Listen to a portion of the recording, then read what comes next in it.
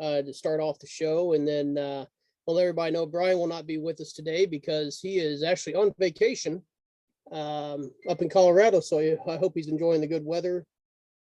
And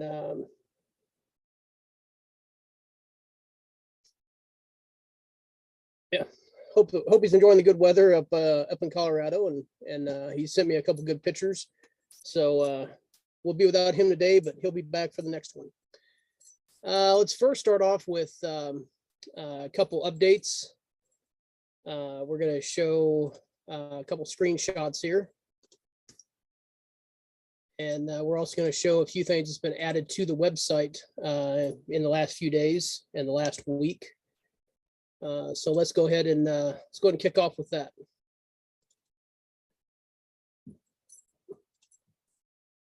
Okay. At projectjfk.com, the website, like I say, has been updated with a few spots.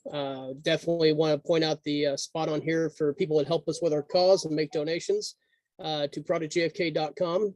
For those that have donated, your name appears on the wall as some of our people that is gave donations to us. And let's go over here to the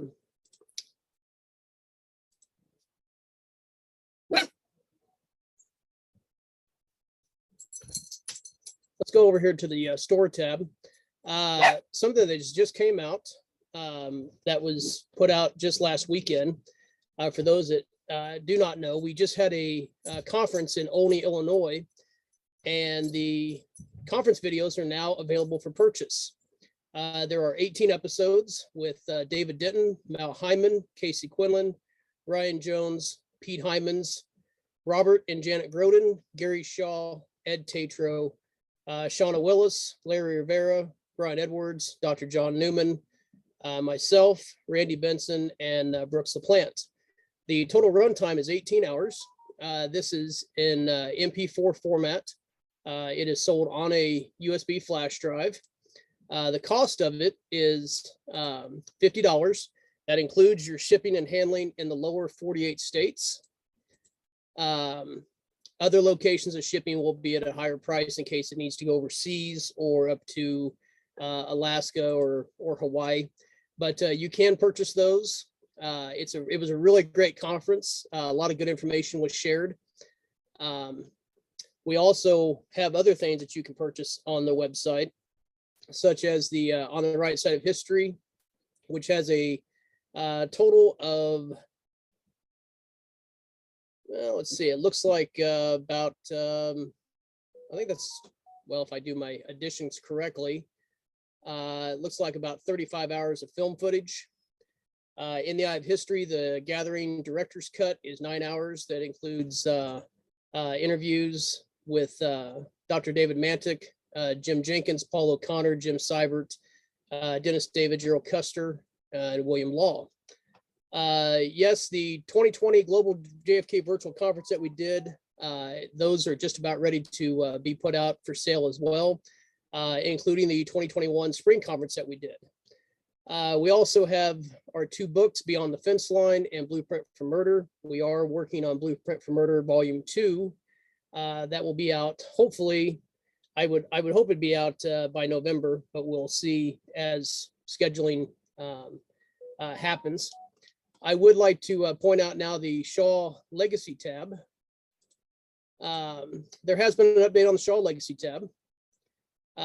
There's a new part here at the very top on both pages, and it states all photos under the Shaw Legacy tabs on this website are the property of J. Gary Shaw.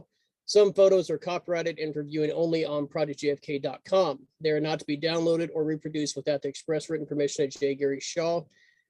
Gary's been very kind to let us get into his vaults and to post his negatives and slides that you'll find on the Shaw Legacy 1 tab. On Shaw Legacy 2, the same thing applies, but if you see a download PDF icon that's red and it goes to white when you go onto it, of course, these are able to be downloaded. You don't need any express written permission. They're on there for your downloading pleasure. and you'll find those. I would also like to point out on the affiliated website page, we have added 2 new sites that you'll find here at the bottom called Quick Hits. This is Doug Campbell's sites, and also the Dallas Action Podcast. If you have not checked these 2 sites out, they're really good sources of information. He has a lot of great guests on here, and it's worth a click to go on here and to check them out. And all you have to do on any of our links is just click on the photograph, and it will take you directly to that page. Now I'm going to stop share on that, and I'm going to come up with something else here that I want to talk about. Give me just a quick sec.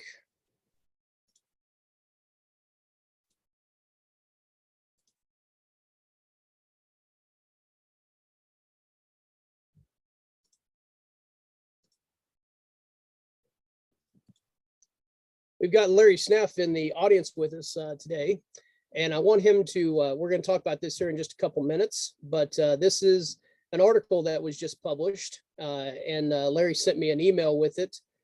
This was at the end of April.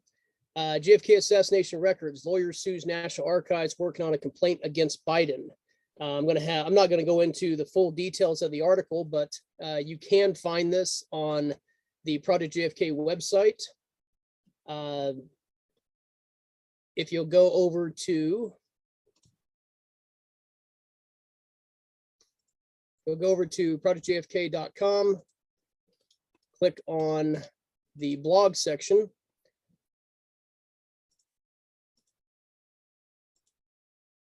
Click on the blog section, and the first thing you're going to come up to is information from Larry Snaff. And if you look at the JFK Records Lawyer Sues National Archives PDF, you can download that and read the copy. But like I say, Larry's going to be talking about that here just as soon as I turn it over to him. Something else that's in the news, I feel like we're doing a current events tab here. But the other thing that I feel is important is this is from the Chicago Sun-Times, and I don't know how many people are friends with Abraham Bolden on Facebook, but this was just released. Biden pardons Chicagoan Abraham Bolden, first Black Secret Service agent on the White House detail. If you have not had an opportunity to know Abraham Bolden's story, Echoes from Dealey Plaza is his book. I think it's a very good book. You can usually actually read it, depending on how fast of a reader that you are. You can read it in about a day and a half. But this just came out. He's been wanting to have a pardon for quite some time, for decades. And President Joe Biden on Tuesday pardoned Abraham Bolden. Now, this was Tuesday back at the end of April. But if you have not read the article, it's a good article. It's a fight that's been going on for Mr. Bolden for quite some time. And I know I've saw on his Facebook page, lots of people congratulating him. And I am trying to see if we can get him. I sent a Facebook Messenger message to him because I do not have a email directly or a phone number.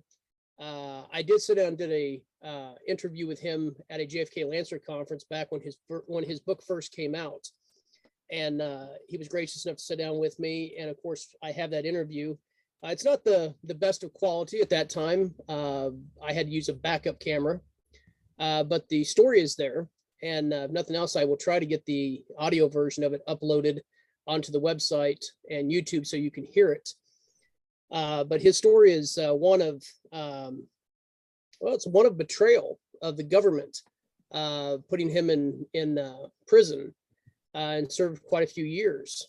And he finally got out, and he's been wanting to get a pardon since that time.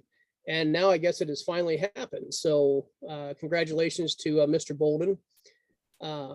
But definitely, if you get an opportunity to read that, or if you guys already know about it, that's great. But I just wanted to talk about it here. Let me see here. Larry, let's go ahead and turn it over to Mr. Snaff, and he's going to talk about that article that was written and what he is up to. So Larry, go ahead and take it away. Nope, your microphone's on mute. Or maybe your microphone's not working. Can you hear me now? There we go. Go ahead. Okay, I didn't have something plugged in. So, as you may or may not remember, I filed a lawsuit against the National Archives, not asking for the actual assassination records, but asking for the memos and emails amongst the agencies and the Office of the Executive, commonly known as the President, that were exchanged in connection with the releases, the decision of President Trump and President Biden to withhold from further disclosure of the records. This was my attempt to backdoor into finding out what is being held and why. The government settled the case in February. They identified 5,700 pages that are relevant to my request, and has agreed to start sending me document dumps every month. The first month I got 200, well, they're supposed to give me 250 pages. I got about 79. They were still waiting for other agencies to respond. The second dump at the end of April was 1,159 pages. All of 30 were basically a spreadsheet. I don't know if there's anything interesting in the spreadsheet. I'd be happy to let Joe Box take a look at it to see if there's anything there that is on the spreadsheet that is not currently in the collection. Yes, please. Okay. And included within the two dumps were some interesting memos between the National Archives, the CIA, and the FBI. Apparently, the FBI was the more interesting one. Now, remember, these are memos back and forth between the agencies discussing the agencies, the FBI and CIA's requests to postpone further disclosure. So these are not documents that are in the collection. These are emails and memos. Now, some of the actual documents were redacted in whole. So like the underlying, say, memo that maybe was articulating, say, the draft order, Trump's draft order before it was finalized, that has been completely blacked out. We are going to object to that redaction on the grounds that the JFK Records Act is much broader than the Freedom of Information Act. So they made objections under the deliberative process exemption from FOIA, but we have, I found a CIA memo from 1999, Office of General Counsel, which concurs that that exemption and the attorney-client privilege are not grounds for postponing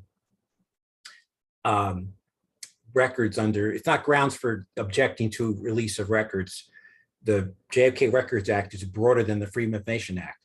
Anyway, the FBI apparently, so these records so far that I have, they're sending me them chronologically. So right now I just have information about the September 2017 postponement from Trump. So the next batch I anticipate will start talking about the April 2018 postponement. But apparently the FBI was objecting to the release of 6,040 records relating to the mafia, which is a little interesting. The CIA was also objecting to the release of several thousand documents, principally on the grounds that they would disclose names of agents or people that worked for us overseas. So the memos are interesting because the National Archives is objecting to the objections or disagreeing with the objections of the agencies, the grounds they use. And what appears to have happened was narrow. I have to give them credit. They really tried, but they didn't have the power of the ARB. The ARB had the power to overrule the objections. NARA doesn't, but they tried their best to push back. They were pushing back in middle of September, and then a decision was made that they need more time to resolve the outstanding issues. What also is apparent is that, or it's not obvious because I don't have the actual draft documents, but it looks like as the order, the first Trump order postponing 6 months, it looks like it evolved so that the order was done at the request of NARA, not by the agencies. In other words, they put the archivist in the position of asking the president to postpone because they needed more time, as opposed to what was really going on was what NARA was trying to get the CIA and FBI to release the records, and they kept saying no. And then they punted to the president. And instead of the president making a decision, they turned around and asked NARA to say, I need more time. So we kind of knew a little bit what was going on because Government Addict had gotten this a legal memo from the Department of Justice providing advice to the president.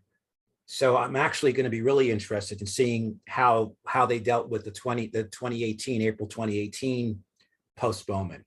So that's where, so I'm getting document dumps at the end of each month. I suspect the next document dump for April is going to be similar to the one I just got, where most of the dump is going to be a spreadsheet of the records that are being postponed. So, like of the last dump of the 1159 I got, I think 30 pages involved memos and emails. And then at some point, we're going to go to the court and object to the redaction of the underlying documents, because I want to see they were redacted on the grounds that it was a deliberative process. They were working on an order, but under the JFK Records Act, that's not grounds for objecting. So I'm happy to share the memos if anyone wants them. They're, it's just the National Archives telling the FBI that it disagrees with its objections. For example, the FBI was saying, well, we have all these mafia investigations, and the archive says, well, these people are dead. There's no ongoing investigation.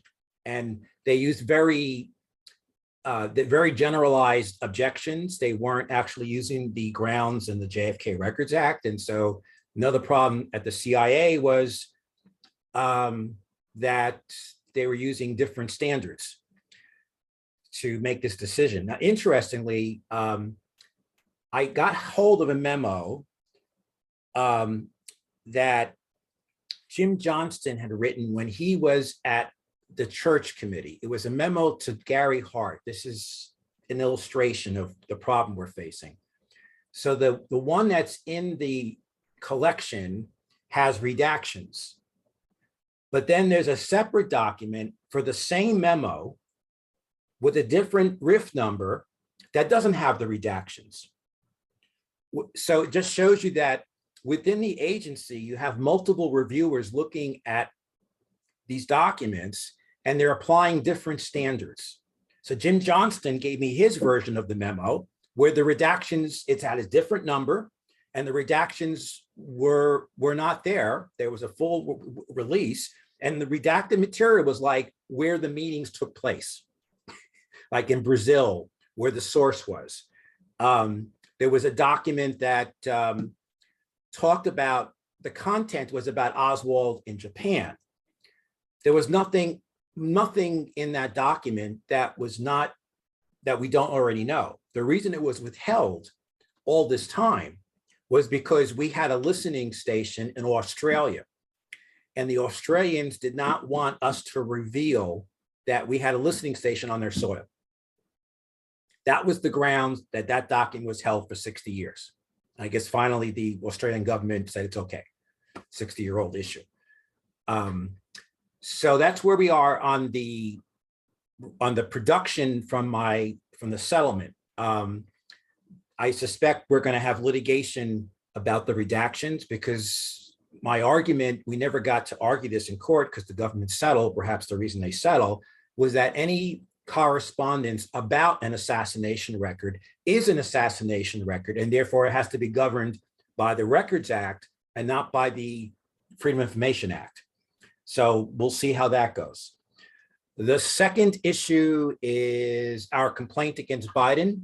I have set a deadline of Sunday for pencils down. So we've had some people making last minute edits to the document.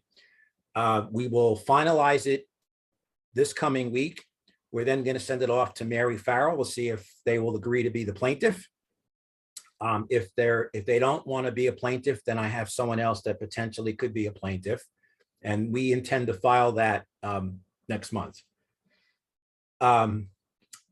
The final piece of news is I have a letter that's going to be sent to Carolyn Maloney requesting oversight hearings on the JFK Records Act. I've delayed sending it to her because I've been getting some interesting signatories to the letter. John Tunheim has agreed to sign it.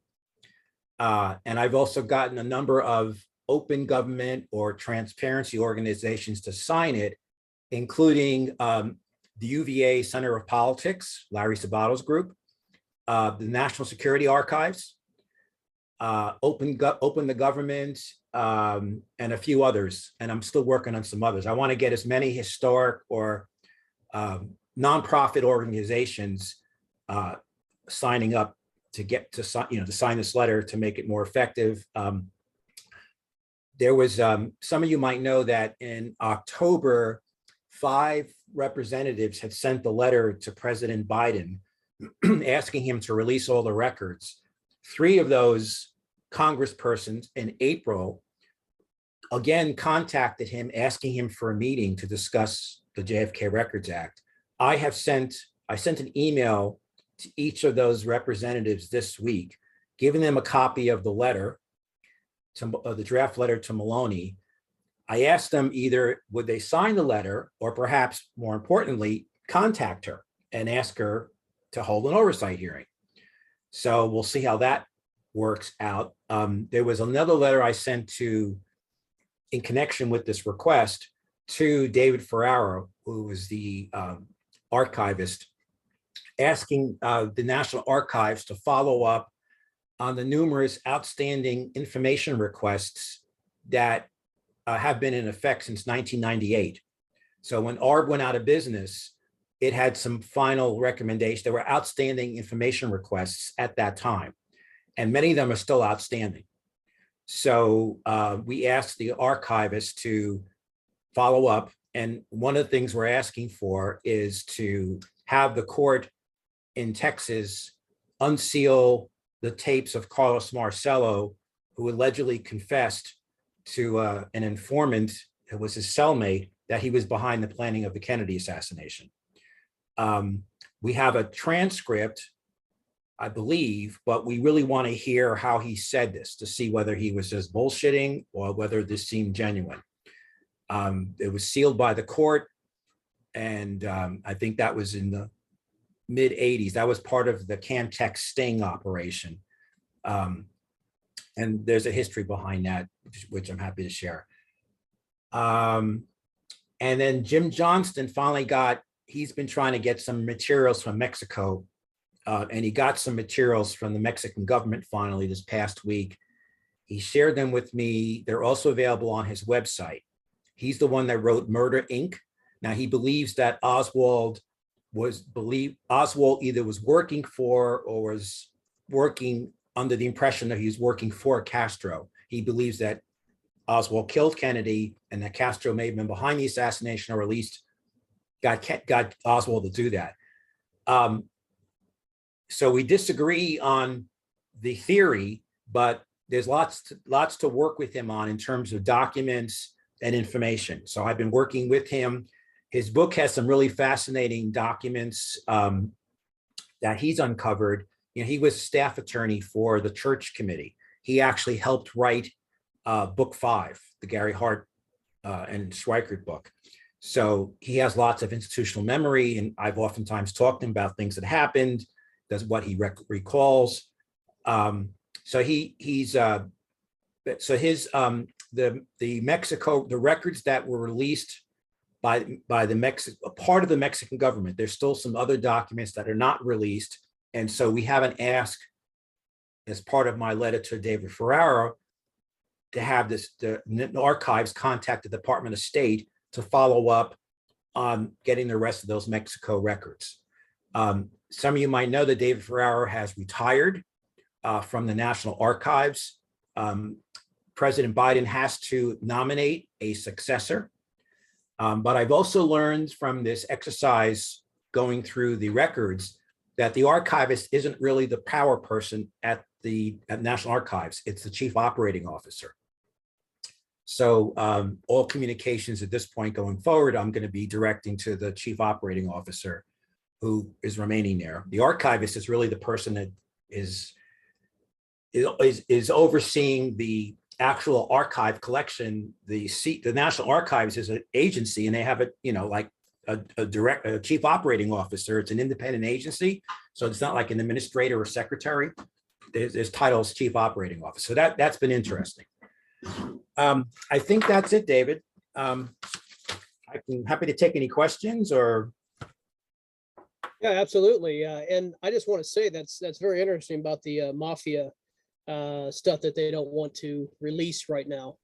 And I understand it's a court case. If there's any memos that you would like to share that we can post on the Larry Snapp section of ProjectJFK.com, please forward those to me. Okay. And if you can name them or put them in order of how they should be posted, that would be great. Absolutely, we want to put that out there. Okay, yeah, I mean, they're public records at this point. They're being disclosed. So I'll send you the memos from the archivist, from the National Archives, to discussing their objections to the objections. Okay, yeah, I think that'd be great, and that way we can put it out there for anybody that wants to take a look at that. I know Joe seems to be very interested in that. Does anybody have any questions for Larry?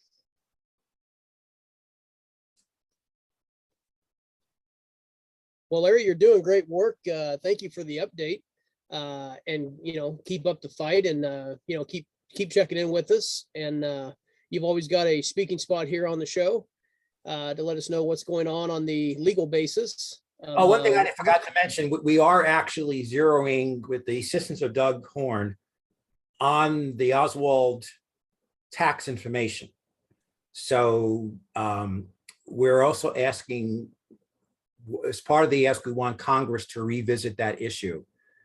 Those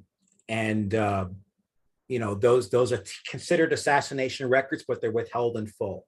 So I get a sense something is going on about that, but I'm not privy to it.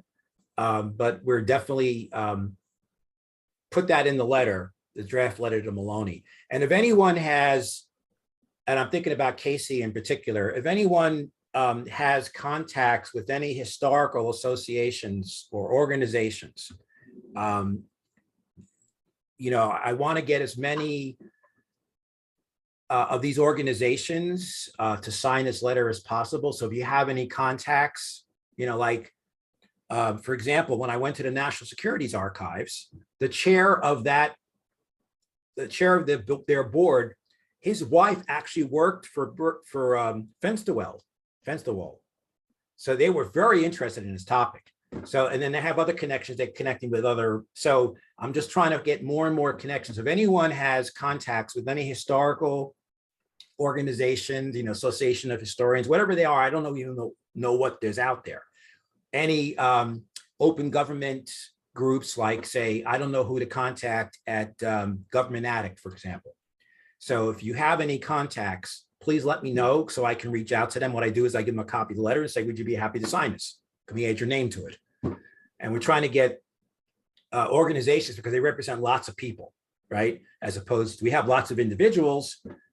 And I also just got Jonathan Marshall, who's written a great book on the mafia called The Dark Quadrant. And it's an eye-opening book about how the tentacles of the mafia really penetrated into the highest levels of our federal government. I always knew it was on a local government level, but it's amazing. And he's got a lot of stuff there about the Kennedy assassination. So, you know, I am now beginning to believe personally that Carlos Marcello was the one behind this. And how he associated with some of these rogue elements of the CIA, with the way they were working together, you don't know whose side everyone's on, but I'm beginning to lean towards, from what I've all read now, it's looking like he was the man, maybe that was the brains behind this plot, and then maybe it was executed by people that are expert at executing people. But anyway, that's an aside. But that's why I was really interested that the FBI held back its entire Cosa Nostra files. Well, yeah, absolutely, Larry, and you know, great information. So, quick question. Larry, what do you know of others who are trying to hold Biden and the government to account for these documents? Any other body making the same kind of legal pressure on them? Not on the JFK issue, but there is a number. There was a hearing last week that Elizabeth Warren was involved in about the level of overclassification. The PIDB, there was a board member that came out and was very optimistic that the Biden order was actually, in his opinion, I think it's a little parsing, but it's going to be interesting to see. He believes that effectively the Biden executive order from October essentially gives NARA the same power that the ARB had. In other words, it puts the burden, if NARA objects like it did in 2017, the only way the agency at that point could withhold the record is to go appeal to the president. Now, that's what the system was up until now. And maybe I think he's thinking it's going to be more specific on a document basis. But there's an investigation, for example, now into the records that President Trump took to Florida. So there's these little percolating investigations.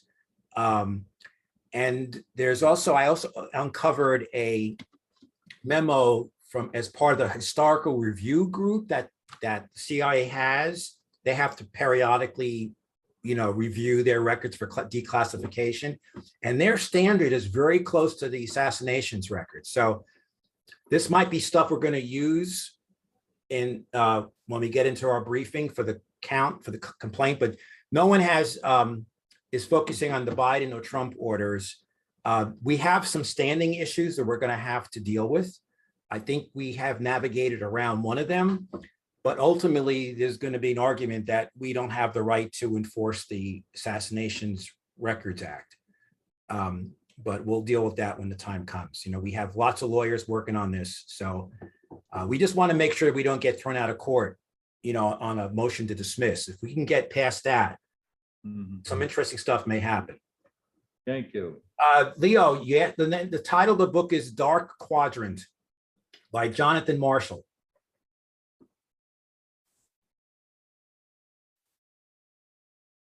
Okay. Well, sounds good. Anybody else have any more questions for Larry? If not, we're going to move on. I know Casey wanted to talk about a couple quick things. Casey, go ahead. Make sure you unmute your microphone.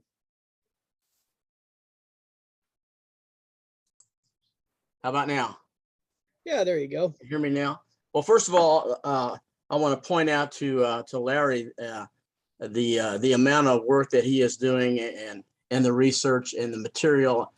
I would say from the other level, because obviously most of us aren't lawyers and things like that, but the amount of work and time that he has put in to get us some very, very important information and to get some of these things passed through. And I know you're running into a lot of roadblocks, and hell, we've been running into roadblocks for the past 59 years.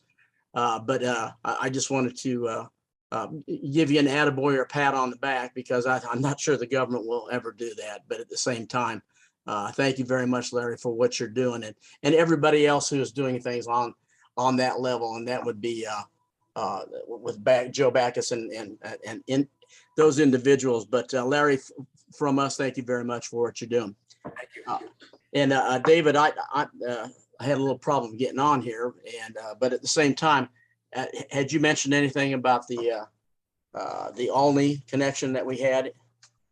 Yeah, I went ahead and let everybody know that we now, well, one, that we had done the conference last month, and also number two, that the finished videos are now available online to purchase. Our store is not typical. It's not a typical e-commerce site just because of costs and things. But what we do is you can purchase it by, well, the quickest way to do it is through PayPal. And we will, we collect the payment through that, email us your mailing information that you want it mailed to. And then as soon as I get that, the payment is processed, then the drive gets shipped out, usually the same day, depending on what time it is. Obviously, if the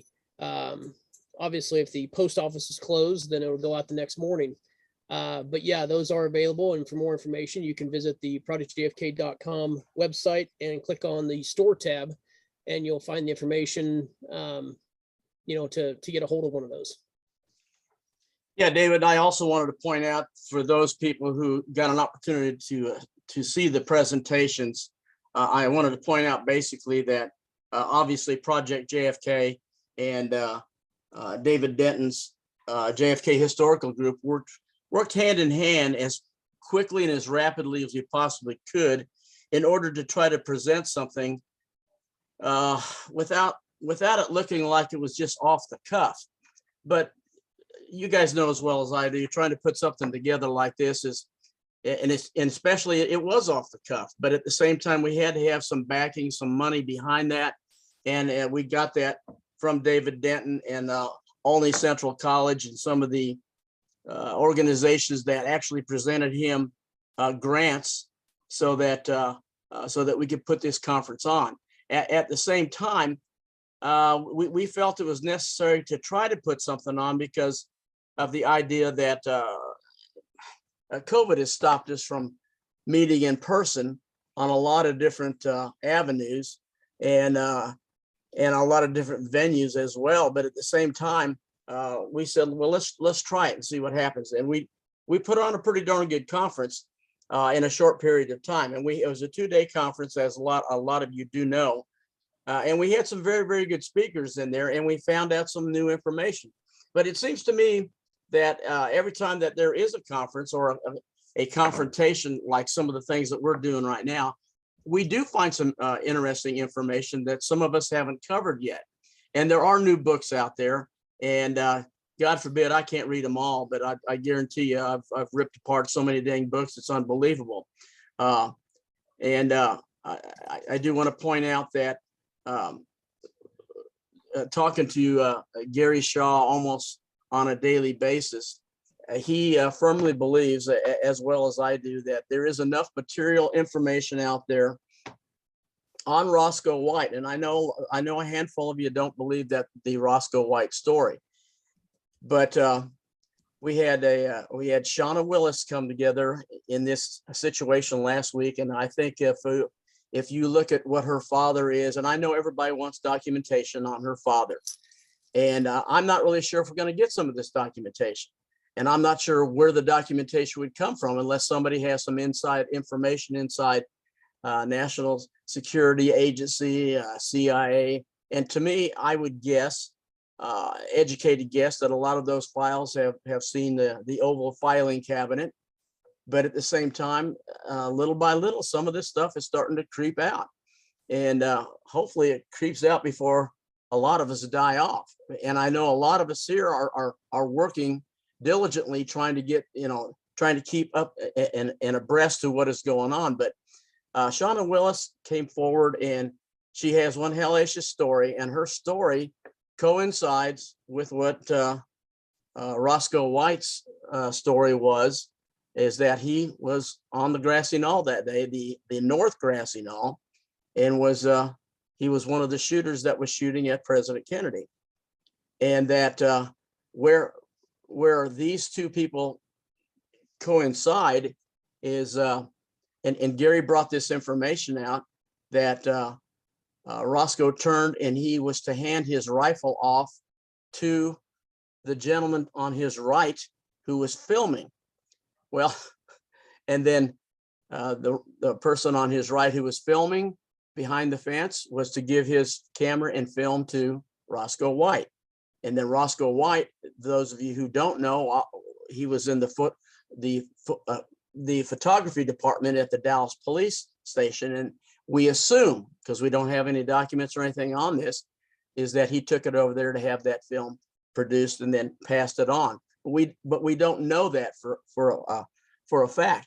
But where they come in contact is that Shauna Willis said that her father worked for the Office of Naval Intelligence, and that he was assigned to film the murder of John F. Kennedy down there. And he questioned as much as he could without getting slapped in the face or getting fired. Well, he turned around the next day on November 23rd and retired from the Office of Naval Intelligence. And he was one of their, at least according to the documentation that Shanna has put out, one of the top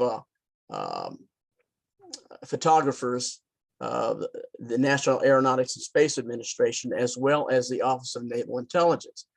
Now, again, trying to get this information out is pretty tough, trying to get it documented.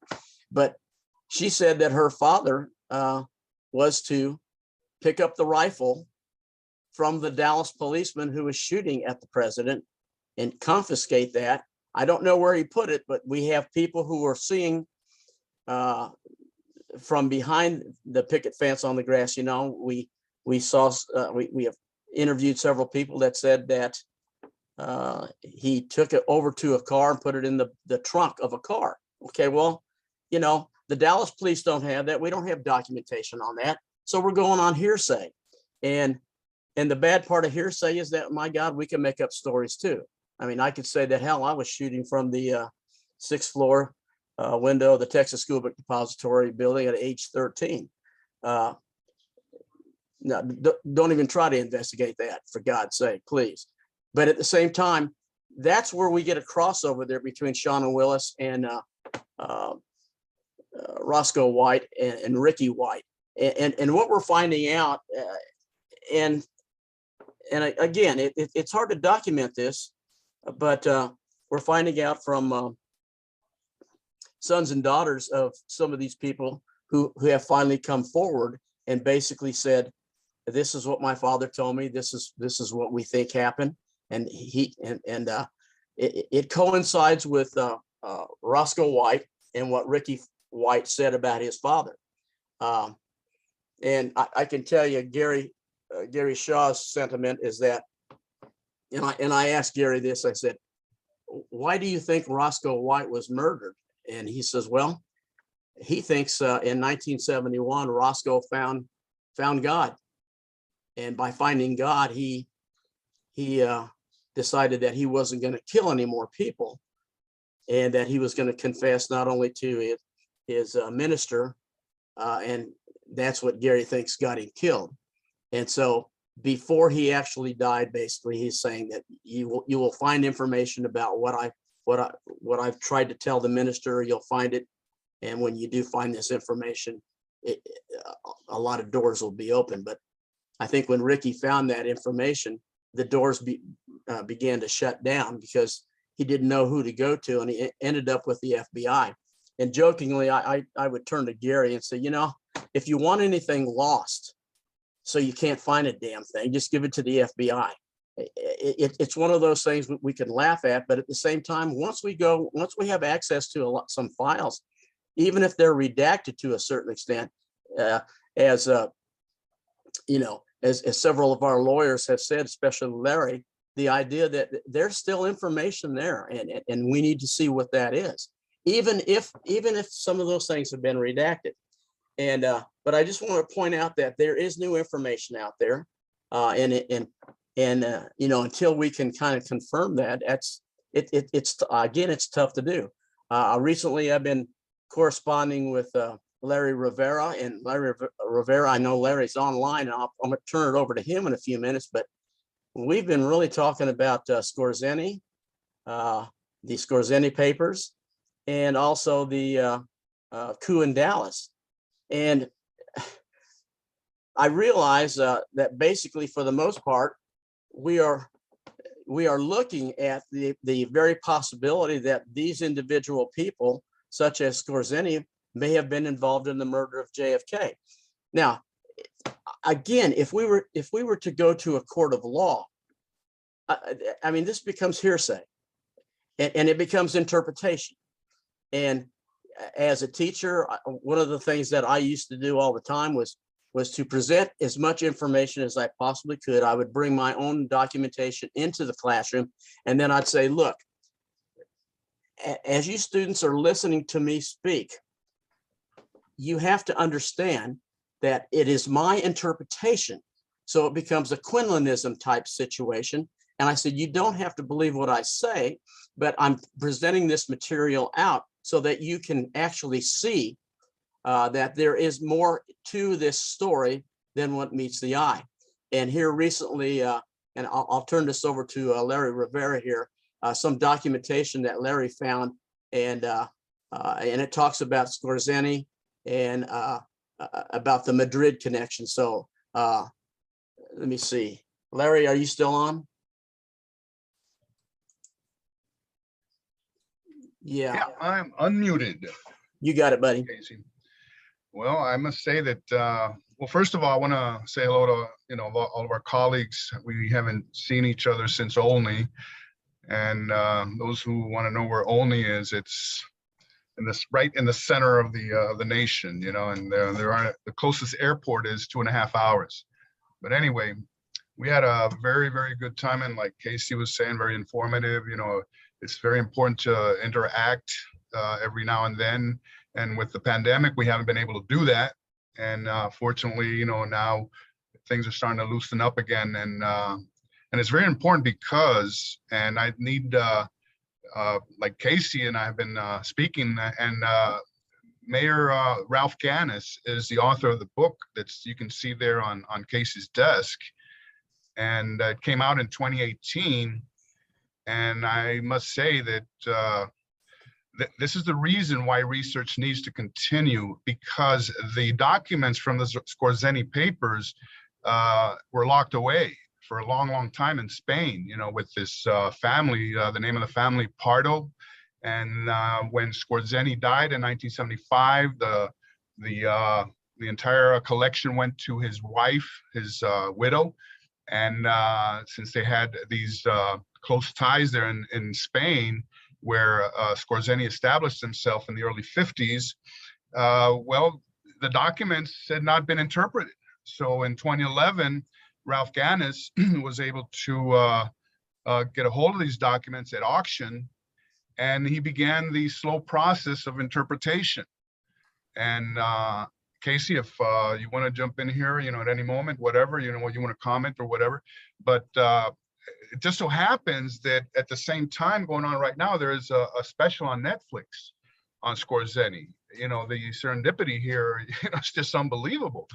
And when you combine that, it's in Spanish, but it has subtitles. When you combine the books, with the information that's there on Netflix, we start to get a very, very clear picture here of the capability, not only the capabilities of Scorsani, but his close ties to not only the CIA, but to Dallas and Texas Oil.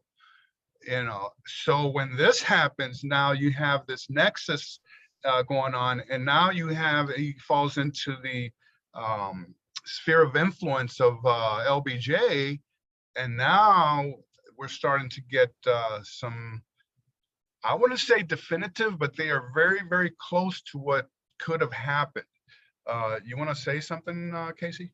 Yeah, the idea is that I know we're a lot of people will say we're pretty far-reaching on the Scorsani papers as well as the coup in Dallas, but I do know that the documents being the let me see, it would be the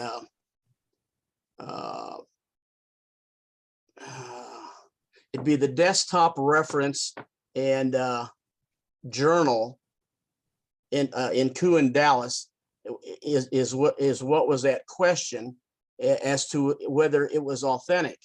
And it's my understanding that it has been authenticized, and that will soon come out.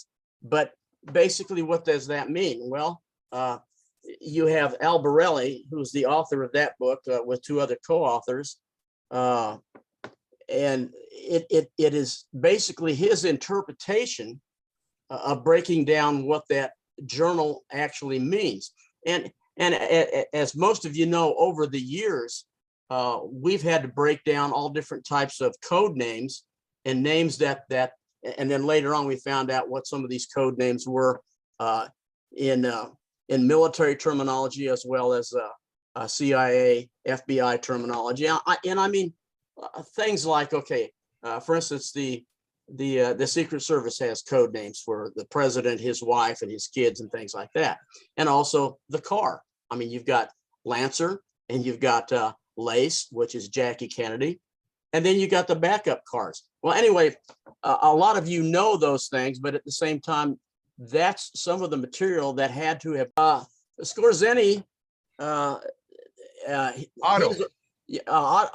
Colonel Otto Scorsani. He's a war hero for the Nazi Empire. Okay, for Adolf Hitler. He was Hitler's #1 Commando. Yeah, and his job was to infiltrate sections of armies like the United States, Great Britain, and anybody who was fighting against and the Nazis were going after. But he was a commando. He had all different types of training, and one of those things, well, he was an assassin. And as for some of his greatest advances, and that he's well known for, saving the life and freeing Benito Mussolini. And he got a whole bunch of praise for that from and awards for that by Adolf Hitler, and Eisenhower even basically felt that he was one of the greatest commandos that he had ever known or seen. And Eisenhower got to know him later on, but sitting on Eisenhower's desk, which I, you have to read in between the lines, but in between the lines, sitting on Eisenhower's desk in Washington, D.C. as president of the United States is a picture of Otto Scorsani. I find that kind of weird, but at the same time, Scorsani was captured back in in fact, he turned himself in 1945. And the United States government, under the jurisdiction of Dwight David Eisenhower, who was 5-star general at the time, and then John J. McCloy, who was the acting governor of, and you're going to find McCloy all through this whole thing. You're going to find Allen Dulles all through this whole thing, William Donovan all through this whole thing. And we're looking at the OSS. We're looking at the Office of Naval Intelligence. We're looking at wartime intelligence agencies, and especially along with the British intelligence, SOE and MI6. And you're going to have these agencies come together in 1944, 1945, and then they're going to meld in together with the Abwehr and some of the agents that are going to be that were used by Adolf Hitler. And we have those agents sitting on the dockets at Nuremberg and Dachau, waiting to be tried as war criminals. And Scorsani is probably one of the biggest there, other than the people who politically ran the Third Reich. But Scorsani was their handmaiden. He was the guy that actually committed assassinations. He was the guy that actually took care of anything that they wanted to do. Well, they were so paranoid about Scorsani that don't forget that they had to hide Ike Eisenhower in Paris over the fear that he would come in and kidnap. what I wanted to show here, and I put this picture up a little while ago. This is a photo that's in the Scorsani papers, and it's also shown on the Netflix documentary. That's Scorsani on the right, okay? And to the left, you're not going to believe who are to the left. And they have been identified by Gannis as sitting is Cord Meyer, and the one standing is David Atlee Phillips. All right. So after you guys can bring your jaw back up, you know, after the reaction, that's why I think, you know, we've got there, the documents are there. And one of the ones that just came out, which was released in December, happens to be an Operation Mongoose meeting of the special group augmented in the sense that Robert Kennedy is in the meeting, is present. And if I can go here once again, and I'll show you what that document is. Larry? And, yeah. Larry, I just have a brief question. Do we know where that picture was taken of the three of them together? In a Learjet. No, up in, you know, probably 30,000 feet up in the air. Okay. And I find that picture to be very, very important, very significant. Now, 3 of May 1962, and here's that meeting, and Harvey was controlling all of this, Mongoose and everything. So the report is actually, the chairman here was General Taylor. And as you can see, Robert Kennedy, Mr. Johnson, not Lyndon, Roswell Kilpatrick, who we have spoken about many times, General Decker, another General Lansdale, obviously we all know who he is, General Craig McComb, head of the CIA, and Mr. Harvey, William King Harvey. And basically here on the second paragraph, Harvey is given a rundown on progress to date with agent teams, okay? And in the general field of intelligence, including the Opaloka, which is not redacted, but over here it says the Madrid Clandestine Interrogation Center. Well, that was Scorsani's base of operation, Madrid, Spain. Okay, so this document, believe it or not, and here where you see over here where they were told whoever was reviewing this to excise Madrid. Okay, and as far as General Lansdale, his copy of the letter was destroyed 4/9 of 63. Okay, April the 9th of 63. And here is the non-redacted version of the document. Okay, now regarding Scorsani, let me just briefly go here. May Brussel wrote in 1984, his commando organization for hire was named Internacional Fascista. And she continued, SS Colonel Scorsani CIA agents participated in terror campaigns waged by Operation 40 in Guatemala, Brazil, Argentina. Scorsani was also in charge of the Paladin mercenaries, whose cover, MC Inc., was a Madrid export-import firm. Now, I want to stress that Scorsani wasn't a high-level Nazi because he was never associated, you know, with the final solution, all right? But he was in the know enough that once the war was over, he was in high demand by governments because of what his specialty was. All right. And apparently he continued to build his organization of mercenaries and people that he knew, snipers and people who were able to get things done. You know, for example, I'll give you a paperclip, Operation Paperclip. He's the one that rounded up all the Germans, you know, and identified them for the Americans. So that's how important Scorsani was, and I think if we could get Gannis on here someday, or you know, establish some kind of contact, because the documents that he has uncovered, he says they lead to Scorsani completely. And here is when you buy the book, the very first paragraph says right here, Mr. Director, and this is some kind of a document that he found, a letter. Only you can clear Otto Scorsani of the guilt of being an agent in the Dallas operation with the passive complicity of Allen Dulles. So, and that was a letter that was a letter sent to J. Edgar Hoover. So the FBI had this letter at the time, and that was in, I think that came out in 75, 1975. Well, So Hoover wasn't director by then.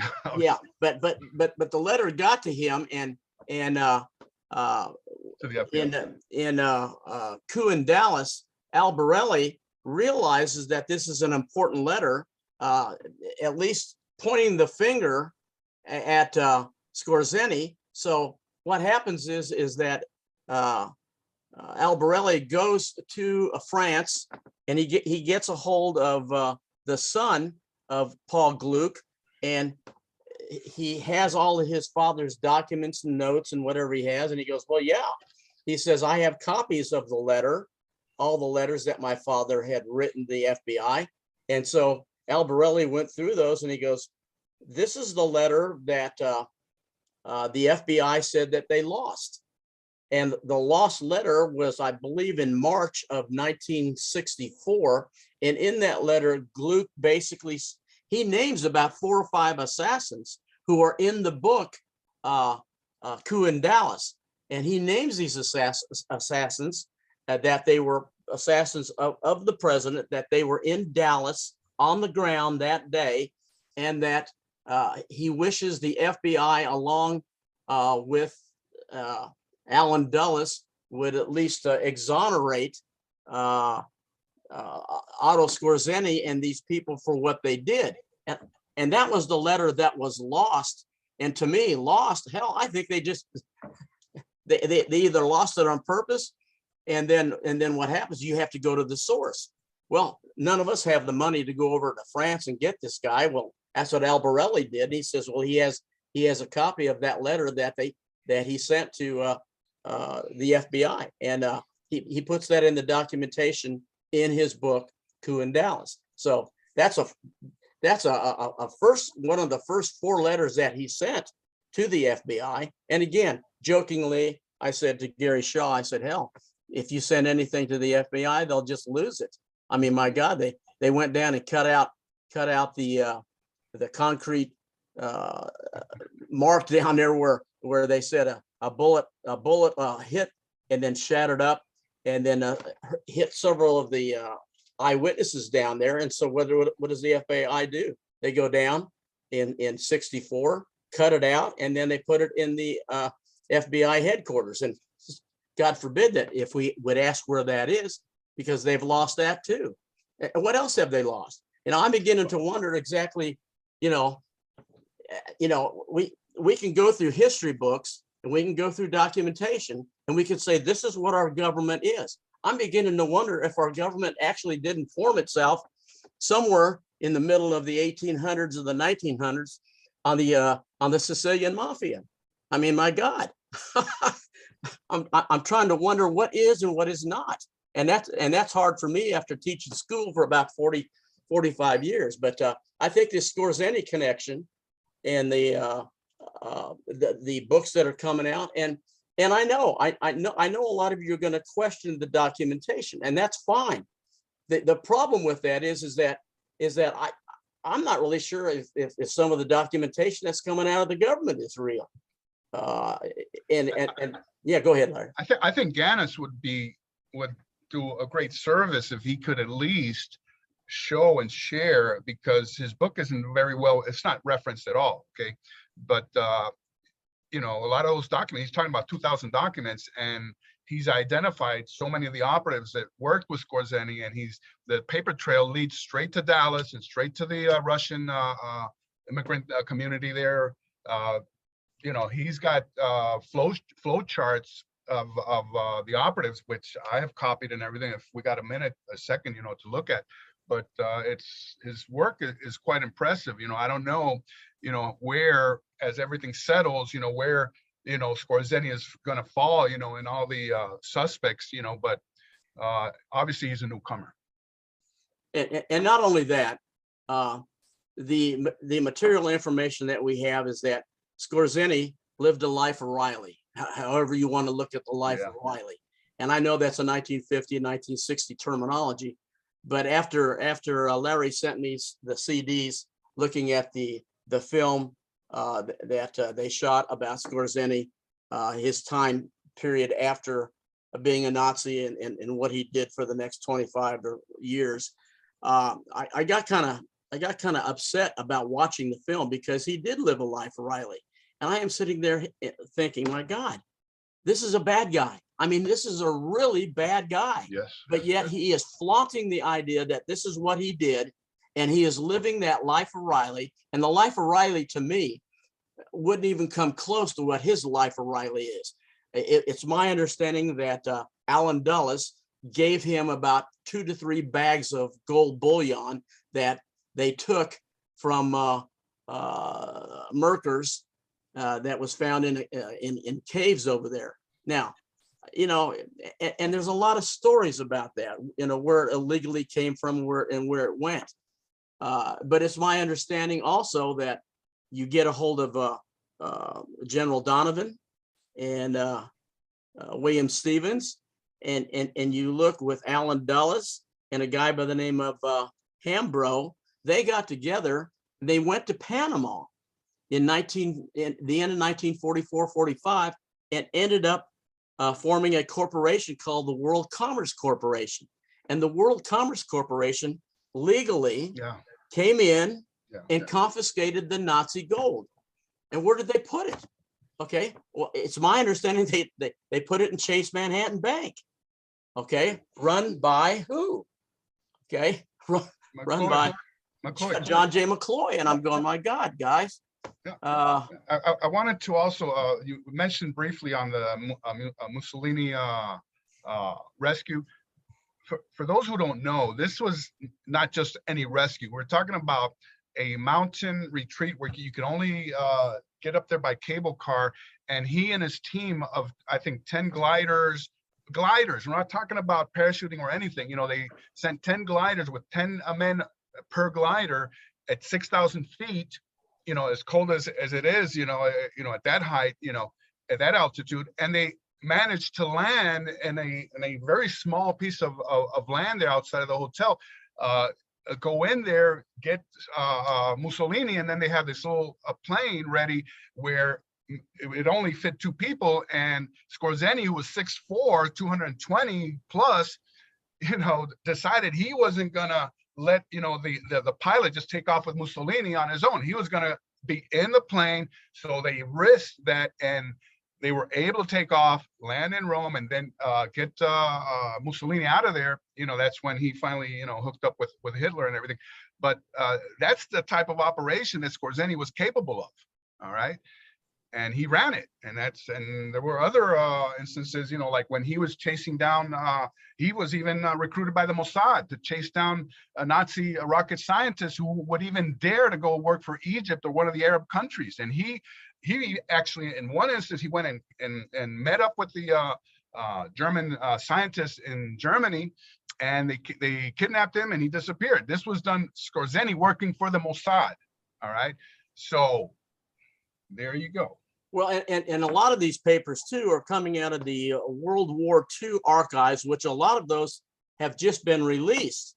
And so, and not only are we looking at JFK documents, but we're looking at World War II documents. Yeah. And some of those documents will probably never be released, but the ones that have been released point the direction of assassination and capabilities in the direction of Scorsani.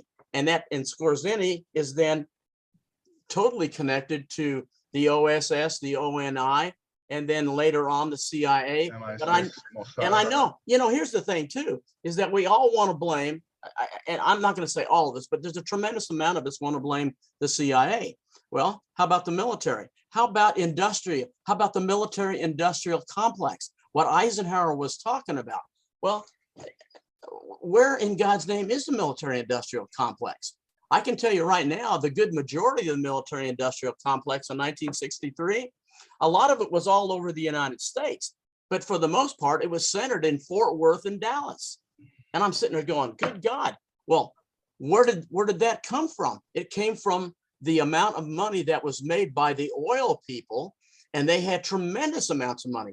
One of the things talked about in coup in Dallas was a guy by the name of Alger Meadows in I believe it was 1952. He came to the bank and was talking to several of the officers there, and he basically said, you know, I have all this money that I made on oil, and the bank president at the time looked at him and he says, you got $300 million. Now, guys, this is 1952. $300 million in 1952. I don't know. You want to break it down in 2022 really, terms? Really? But they said, you gotta find a way to hide this money because you're going to get taxed on it. Well, what would you like me to do? Well, invest in merchandise. What type of merchandise? Military hardware. Of course. So I was sitting there going, okay, but you know, you go ahead, Larry. Yeah, I wanted to mention another link to the oilman in Dallas, Byrd, the owner of the TSBD. We all know that at the time of the assassination, he was on a safari in Africa. Well, the person who organized that safari and who ran that company was Otto Scorsani. Yeah, yeah. So, I mean, and I know we have, you know, we're trying to point fingers and we have guilt by association. And at this particular point, other than trying to interpret any of the documents that come out, and God forbid, thank you guys for getting those documents out. I mean, we're to the 59th year and we're still looking for documents. But at the same time, it looks like little by little, maybe some of the ways that we're going to get some of this documentation is, I hate to say, but like on deathbed confessions, or we're going to get things that are in somebody else's individual archives. And here's Appendix B in Scorsani's book. The world, yeah. Go ahead. Yeah, and for instance, you look at some of these names here. There's the World Commerce Corporation. Well, Frank Ryan and Ricardo Sacre were OSS officers. Okay, you know, and then one of the key individuals, and we believe this key individual is in Dallas that time, and I believe he's on the ground running cover for the assassins, and that's Jack Crichton. And oh God, and Jack Crichton is OSS. The common denominator, I think, of this is military intelligence coming out of World War II. And I think we need to look at if we have access to the military intelligence, whatever is available for us to see that, and try to tie that into individuals that are in Dallas and Fort Worth. And the Safarilandia, Werner von Alvensleben. Okay, I was doing some research on this gentleman, and I told Larry, I said, the guy is 6'4". Werner von Alvensleben is 6'4". He weighs 220 pounds, and he has a scar. He has a scar from a sword Right across his face. And I'm looking at that, I'm going, who the hell is that? If you look at Scorsani, that's exactly what Scorsani has, unless there's two people. But at the same time, yeah. And so, and then Larry did the research on this. He's 6'4", 220 pounds. I mean, he's a big guy, and not only that, he's a bad guy. And well, one of the things also that I noted and in the Scorsani papers is we've been talking, and you have been doing so much research on QJ Wynn. All right. And you've been kicking it around, Swetra, you know, the connection and everything, but they've always looked at QJ Wynn as an individual, not as an organization. Okay. And what Gaddis is proposing is that it's an organization, and that a lot of these Scorsani papers they coincide with movements of QJ Wynn at the same time, you know, so he's found cross-referencing documents that point back to QJ Wynn. I thought that was very interesting as well. And not only that, when you get into Mary Farrell, and Mary Farrell will break it down, and it's not just Mary Farrell, but it's the researchers who brought this in, the QJ Wynn, which is a CIA. I'm trying to think of the name, but it's a cryptonym, and QJ basically stands for Madrid. And I'm sitting there going, Well, then is QJ the cryptonym for the program that is coming out of Madrid, and who's running that program? Well, when you start putting two and two together, WIN becomes a code name for maybe an organization, like Larry said, or an individual, or a set of individuals who could be trained as assassins to pick from, and then go ahead and say, this guy's QJ WIN. And I do remember. Casey, Gary, yeah, go ahead. Really? That organization chart you just showed, where is that from? That's from the Scorsani papers. That's okay. Yeah, it's 2 pages. It's copyrighted. That's why I don't want to show it too much, but whatever. And is it what's the other appendix show? Got A and Here's B. there's B, and that, can you see that? A. I just switched to A. You got that? Okay. Yeah, I see that. Okay. All right. And these are One is a timeline. One is like the timeline. The other one is the individuals and organizations. and this is a book, or these are papers? No, it's a book. It's a book. It's a book based on the papers. Right. Okay. Yeah, He Larry, obtained them Scorsani in- papers. he obtained them in By Rockgate. 2011, and it took him, he published in 2018. So he worked 7 years on the book. Okay. Thanks. All right. And I know Joe Backus is saying, if I'm spelling it right, QJ /WIN, it'd be a QJ. And in some cases, there is no forward slashes. But in a couple of cases, it's QJ /WIN. Just one. Right. one in. Right. And so, I know Gary Shaw was onto this, oh my God, back in the 1970s, trying to find out who QJ WIN is. And at least according to these 2 books, QJ WIN seems to be an operation or an organization or an individual or a group of individuals that could be used to commit murder. And for all we know, QJ WIN could change from one project to another, from one operation to another, the actual QJ WIN. Yeah, the WI Rogue was also, of course. Yeah, good point. What was it? Oh God, I'm reading a book several years ago about the possibility of where these names came from. And I'm trying to think who said it, but the person who said that I made these names up, like QJ WIN, he said, well, QJ, obviously, right now we know that it stands for Madrid, Spain, but then you get the WIN. He says, well, WIN, he says, I was sitting at the dog track and I got WIN Place and Show. And I'm sitting there going, holy cow. I said, well, Oh, okay. So that came from, I'm trying to figure out who that came from. I thought these were computer generated. No. There are no. Not back then, I don't think. No. But the and I hate to say this, but I'll just point out to you my ignorance is that the computer generated documents, or at least the information that we would use as code names today, are well above my pay grade. The idea that I hate to say this, but I'd have to turn to my grandson for interpretation on what are all these codes about. And a generation, 2 generations below me has access to that. And I'm sitting there going, I hate to say I'm old, but it's just one of those damn things. And that I don't understand all that, but I do understand some of it.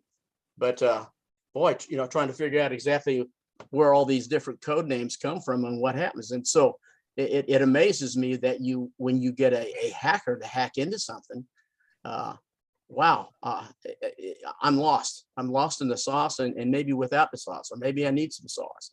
So, but let me put this back up here, because I think this is such an important document here on obviously Mr. Harvey, William Harvey. He was the one who ran QJ WIN from the ZR rifle thing, right? And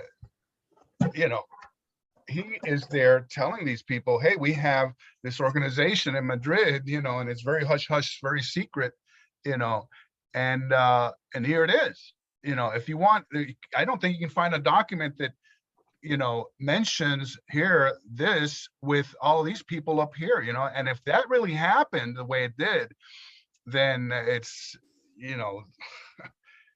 very ironic that this organization here, would be mentioned in the same page of a document with RFK, which indirectly would lead to JFK. So very ironic. Yeah, I want to at least pick up these books and show you what some of these books are, just in case you don't know. And here's the Scorsani papers, and let's see if I can put that up so you can see that. Mm-hmm. All right. And again, as Larry pointed out, one of the things that I look at in books is I look at the front cover, inside, outside, the referencing. And I know there's some loose things on here that needs to be researched. And you're right. I think we need to get a hold of Gaines and get him in, because he's probably doing some other books on this. But at one time, Gaines, his book on the Scorsani papers, was working directly with Albarelli. And Albarelli, both of them are going to put out a book. Well, this is Albarelli's book, and Albarelli died before this book came out. Okay. And then and Gaines says he's only done about 10% of the documents. He hasn't even done the entire set.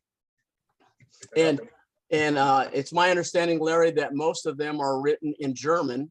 Yeah, and right. Some of them are in Spanish, but I think most of them are German. So the interpretation on that is, yes, we'd have to get somebody that we trusted to interpret that in German. And of course, I trust you in getting the Spanish translated to me, and I appreciate that. Just by so the everybody way, I know everybody here has Netflix, all right? And go look for this video and watch it, because I think it's very important. Well, just so everybody knows, I am in contact. I'm trying to get in contact with Major Gaines to bring him on for a spotlight series video that we can have him on, discuss his background as far as getting the documents, the papers, and also the book itself. So as soon as I can make contact with him and we can get something scheduled, we haven't done a spotlight series at all this year, just because of everybody's scheduling. But I tell you what, as soon as I can get in touch with him, and if he agrees to it, then I'll put the information out so everybody can attend if we can get him in for a spotlight meeting. But I think it would be a good thing, instead of just during our journey meeting, have him for a 2 or 3 hour event. Yeah, and David, again, I'm going to point out this book. It's called the Scorsani Papers, and it's a very good book to read. Let's put it this way: it's a minor difficult book to read until you get to this book. When you get to this book, it's going to turn a lot of people off, and I'll tell you why. It is very in depth, and it is not for the let's say the run-of-the-mill person who says, I'd like to study more about the JFK assassination. You don't want to study this book because you have no idea what they're talking about. So I would say the researchers who know enough about any information that comes out of this would be able to parallel this with something. But Coup in Dallas is a very, very good book. I've read it twice. And then I got this information from another one of our individuals online here.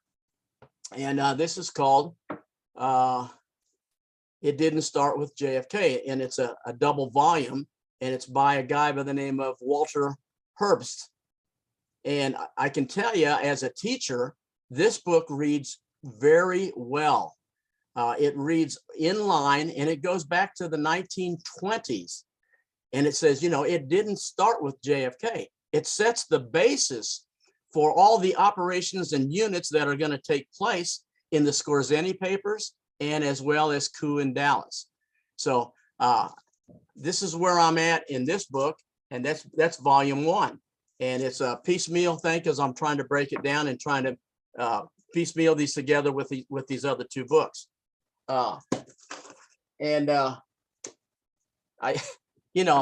What was it? I went to a funeral the other day and ran into my old high school girlfriend. Hadn't seen her in 50 years. And she goes, "What have you been doing?" And I said, "Well, I've been doing research on the murder of JFK." And she looked at me and she goes, "Oh, you still doing that?" I said, "Yeah, and he's still dead." Okay. I just really pissed me off, for God's sake, but this is what we have to deal with. And you guys know that. I don't need to tell you that, but it's kind of like you grow up and get a goddamn life. Well, I didn't tell you what I said to her, and I didn't say it to her. So anyway, Larry, you understand what I said. So if I need to call a lawyer, I'll call you. Larry Schnapp, yeah. But yeah, guys, those are some books that we're reading right now, and it looks to me like this book by Jonathan Marshall, The Dark Quadrant. It looks like it might be a pretty good book, and I haven't had access to see that yet, but I'll take your word on that, Larry, and I'll see if I can get a hold of that. Patrick McCarthy's the one that clued me in on it. So he's done a lot of work. It's and it kind of shows you how if the mafia was involved, it explains how Hoover was very compromised because he had a ponies problem. Yes, he did. Yes. And He actually went to the ponies on November 23rd before he spoke to LBJ. Yeah, like QJ Win, QJ Place, and QJ Show, right? He apparently, Frank Costello used to complain about having to fix races. Right. For $2 bet. $10 bets. Yes. Yeah. He would have Tolson be the one that, placed the bet. And obviously the other stuff everyone knows about. And even Garrison Mary used to go to Las Vegas to get free weekends. Yeah. So Marcelo was a really smart guy. I want to throw this out there. I know we talked about it in the last meeting. For those of you, that would like to submit your book reports, that's what you want to call them. Basically, it's a review / book report of books that you're reading in your research. That would be, I know I had a person that attends with us, asked me specifically about A Coup in Dallas. Is it a good book to get? Is the information in there, worth sitting down and reading it and purchasing it? That's where, as a community, we can come together to help each other out by knowing what the hell are in these books. It's not just reading the back cover and making a decision on that. Plus, it also helps out the younger researchers of what books to get a hold of. So again, anybody that wants to submit writings in, I'll post them up on the website in the blog section, with the picture of the cover of the book, and you'll get full credit for your writing. But it would be a way to get people to grab these books and get them out there to figure out what they need to start reading. What's the backstory on the author? Which one? Gaines? Yeah. Well, he was in the Army, right? He was U.S. Air military. Force retired. Yeah, Air Force. And what did he do for the Army? Air Force. Air Force. He reached mayor, so I'm looking at, an officer. Yeah. he was involved in U.S. intelligence. He was an interesting guy. I got a chance to film him at the JFK Lancer Conference in 2018. He was there? Yeah, he was there. He spoke. Unfortunately, he spoke Sunday morning, so he didn't have a large audience. But he was one of our first speakers that day, and he gave his PowerPoints were a little on the lacking side. But I told him that. I said, the person you need to hook up with is Casey, because Casey had already read the book once. And then when I met him and he gave his presentation, I got a copy of his book, and then I came home and read his book and started knowing what, just following along what the hell Casey was talking about. We know that it's an excellent book. Casey's PowerPoints are very dense. Yeah, you put Casey's PowerPoint. Larry, come on. Yeah, you put Casey's PowerPoints together with with any author's, as long as he knows the topic, he's got a PowerPoint for it. Yeah. He makes some damn good PowerPoints. That's why I follow his. I love that, Larry. That's good. Dense. Well, your PowerPoints are like reading a book review. Yeah, they are. Well, what was it down in Olney? Very colorful too. Yeah, well, you know, Gary Shaw and there's a couple other professors there said, you know, why don't you just make a book out of every one of your PowerPoints? I came home to my wife and she says, so how many books do you have that you can make? And I said, probably about 180. She goes, oh, what, you want to sell those? She goes, we could probably make some money on this. Of course, you know, my wife is, you know, I'm the one I give the money to, and then she spends it. Well, you can make each one a chapter. You have a large book. You know, I thought about that. Yeah. Yeah. Yeah. You Well, can make his multi-volume- PowerPoints are really great. They're just, I will say it, I've said it to him many times. They're just a real bitch when you're trying to do the video editing and you're dropping the individual PowerPoint slides onto the timeline while I'm editing films. But other than that, they're great. You could rival Doug Horn with his Oh, yes, I'm sure. volume. You know, Well, it's, that's what we did with Blueprint for Murder. We each took him, Casey, Brian, and myself. We took our presentations, put them in a book format, and then included a DVD with the presentations. And well, we did it in my home studio at the time, and that way, you know, you could get you'd have a physical book to read that had the, you know, pictures and stuff. Plus, you had the PowerPoint slides and presentations. So if anybody hasn't, not to throw out a shameless plug, but if anybody hasn't gotten a copy of Blueprint for Murder, Volume 1, it's like I say, it's our first book in the series, and I'm hoping we can put about 10 to 12 books together of volumes where we each, you know, pick a topic and well, not a topic, but we each pick a you know, a niche of it and you know, put it together in book form. So, you know, I'm going to say probably about 8 or 10 years ago, I was at a conference where Joe Backus was giving a presentation, and you know, Joe, I'm trying to figure out if he's still online. Is he still online? yeah, Joe's with us. Okay, and Joe and I got to talking, and he says, you know, you always put out really good PowerPoints, and I said, well, I'm a teacher, okay, and as a teacher, that's what I did, and Joe and I, we haven't gotten together, but Joe really, he puts out a great presentation, but he needs some PowerPoint help. And I told him, I said, we need to get together because I said, you really have some good presentations and some very good material. And I said, I'd like to get with you and then break that down. But I think what Larry was talking about is the idea that probably each one of my PowerPoint programs is almost like reading a chapter of a book. And you're right. I need to, as a teacher, I've always been over-prepared, and I'm always over-prepared. So. Well, at this time, I'd like to share screen and show a couple quick things before we move on to our free-for-all portion of our show. You mean we're not there yet? No, we're not actually there yet, Larry, but we're almost there. So again, I want to point this out to everybody. The only 2022 conference flash drives are available, and Casey Quinlan, his particular topic was the Lancelot Project Part 1 and Part 2, where he goes into in depth of Scorsani and Coup in Dallas, and then also you know, we've got Larry Rivera, the Pena de Bruis War. You know, there's a lot of great presentations that were shared over those 2 days. And I'd also like to say the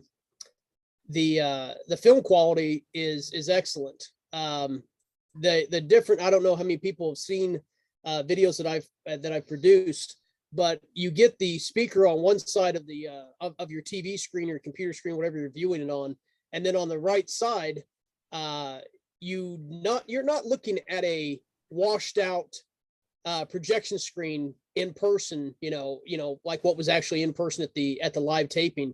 You're actually getting the PowerPoint slides broke down in a JPEG, so you're seeing everything on the screen, you know, in perfect format, kind of like how we've gotten used to Zoom when we share screens and we've done our online conferences. That's the way that I film things in person, so it allows you to basically be there at watching it at home. But you get a chance to actually see everything without being washed out or too far away from the screen. So again, anybody that's interested, now I will say this, any speakers that are listed here in the episodes, you are going to get a link from me It's done, and I've sent some out already. I'll be sending out some more later on this weekend.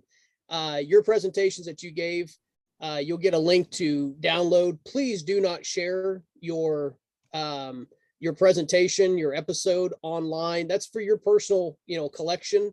Because like I say, we are trying to, sell these for the people that did not get a chance to attend, or if they did attend and they want to have their own copy of it. These are way better than what you saw on Zoom if you couldn't attend in person. But like I say, you'll be able to have those. Just point people to the website to let them know, hey, this is where I spoke at, and they have them available. But please, like I say, don't sell those, or not sell those, but please don't post those on like social media. While we've been speaking, I just want to let everybody know that I didn't want to interrupt. I just had a question. Is that Yeah. available to buy as a download instead of I was gonna put it up on Vimeo, but because of the pricing of Vimeo, they want like $240 a year just to host, and then they have a amount of time or amount of storage that you can put online. It was the cheapest of all the ones that I found, and I know that nobody likes to wait on snail mail to have something show up at your door, but unfortunately, because of pricing wise, you'd have to, if you rented it or purchased it on Vimeo, like I know Randy Benson, who filmed one of David's conferences before, he put it up on Vimeo, and he does other things besides just JFK stuff. But I'm looking at keeping costs low, and also making sure that it's already you're not having to worry about internet speed or anything like that. That's why I've produced them on flash drive, and you can just plug it right in. Some TVs, Blu-ray players, you can plug the flash drive directly in and play from it, or you can put it in your computer, hook that up through HDMI to your TV, and watch it on the big screen.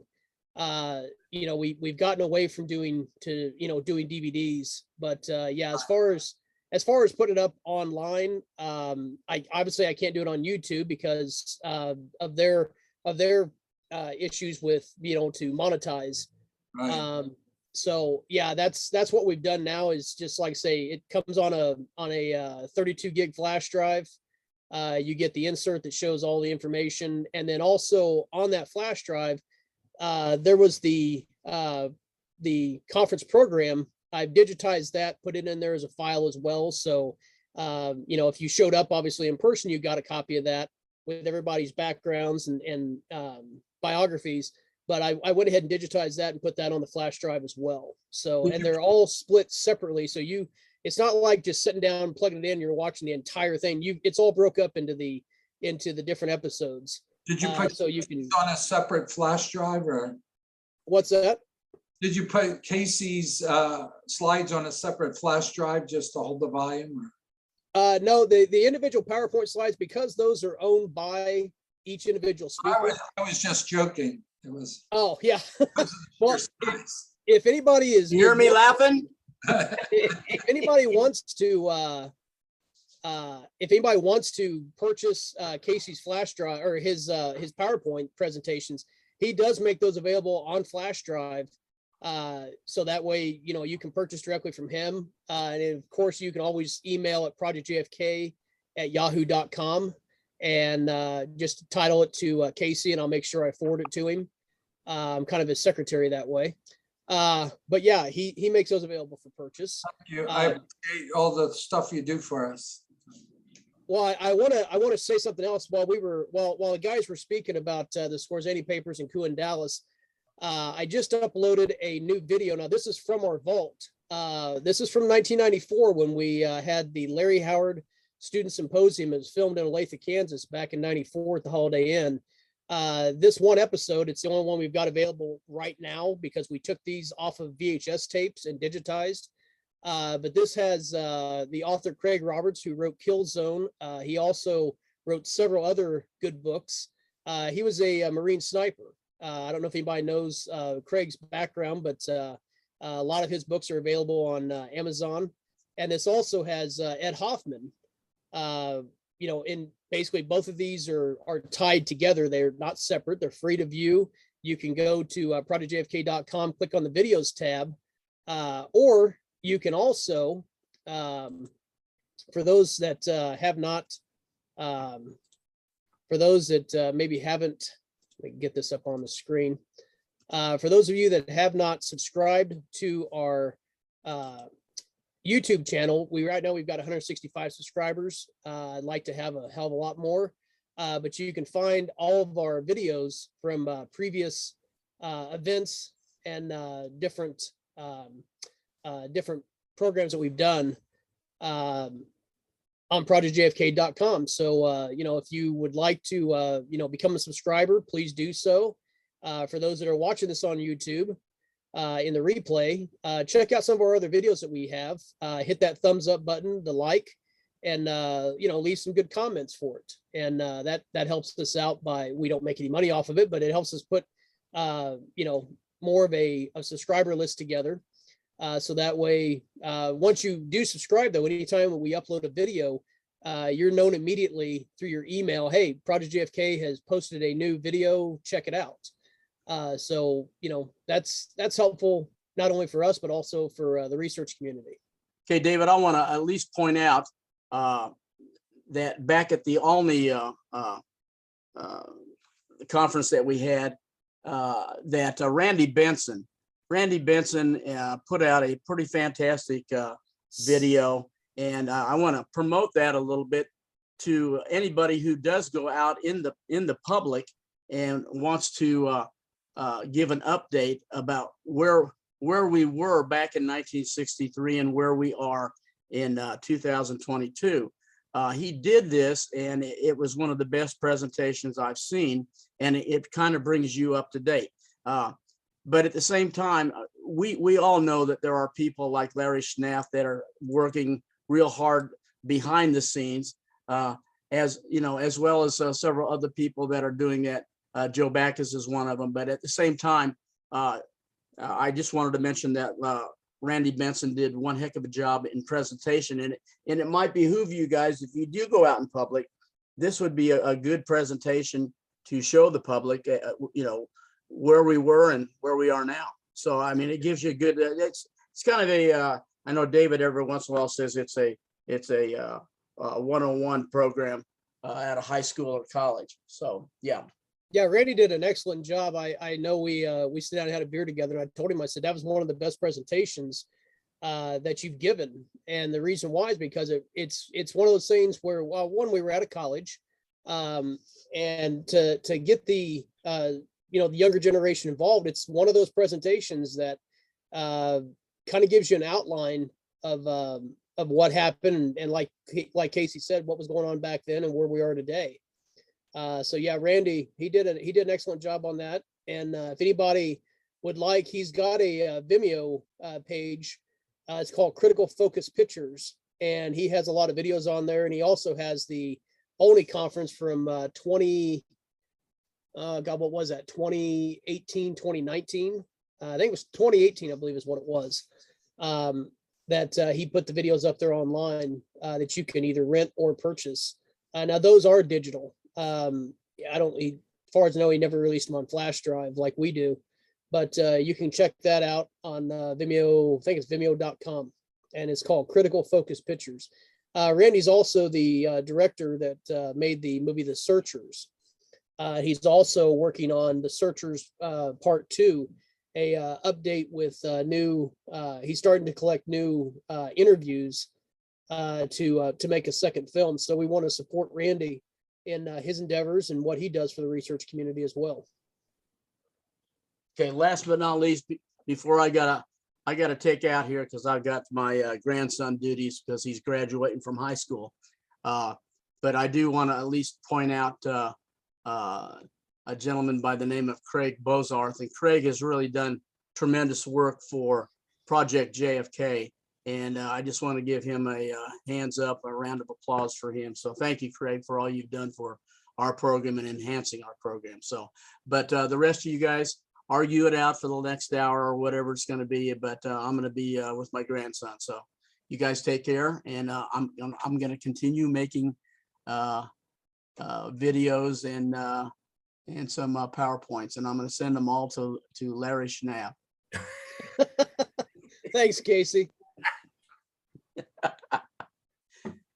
Tell your grandson from all of us, congratulations on graduation. And where does he stand on the assassination? Let me tell you, I had a hard enough time trying to get him to play some baseball.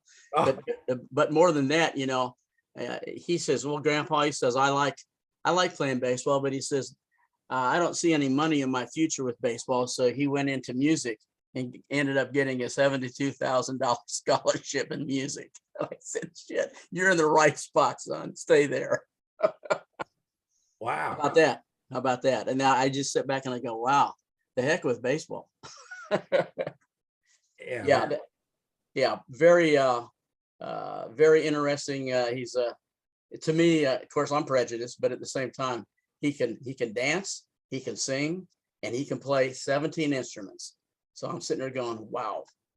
How is he with PowerPoint presentations? He's probably a little bit better than I am. I mean, Larry, here's my deal. I'm going to do a PowerPoint presentation on your life. And I swear to God, if it lasts a minute or 2 to 3 hours, I think you'll just be impressed. Well, you know that some of the stuff that happened in my frat house would make what happened with Kavanaugh, what Kavanaugh did pales in comparison to my frat house. That's why I never ran for office, because I just was afraid that somebody would say something about what happened in my frat house. Yeah, well, that's why I'm glad none of my frat brothers decided to run for office. Oh God, well, I mean, I have pictures. Kavanaugh had a little like notes. I have a diary and I have pictures. God. It kind of reminds me of when we were watching All the President's Men. The lawyer, what was his name?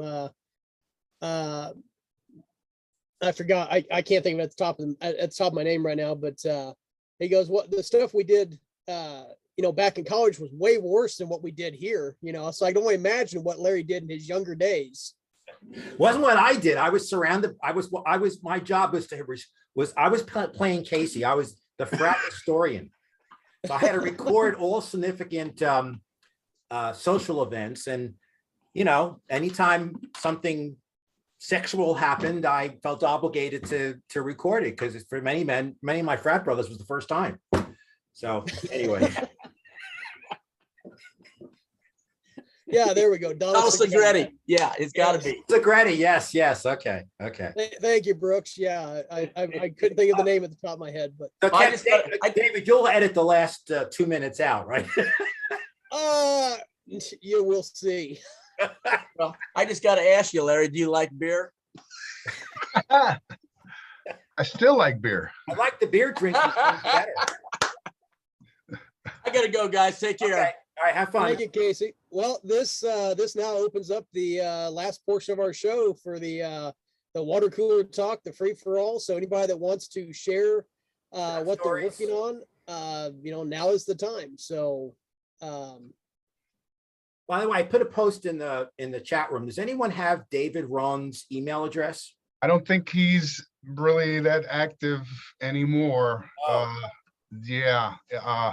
I can check with some sources, but he's probably 90 years old at this point. Right. I don't, in fact, right. I just want to see if he wants to sign the Maloney letter, Mm-hmm.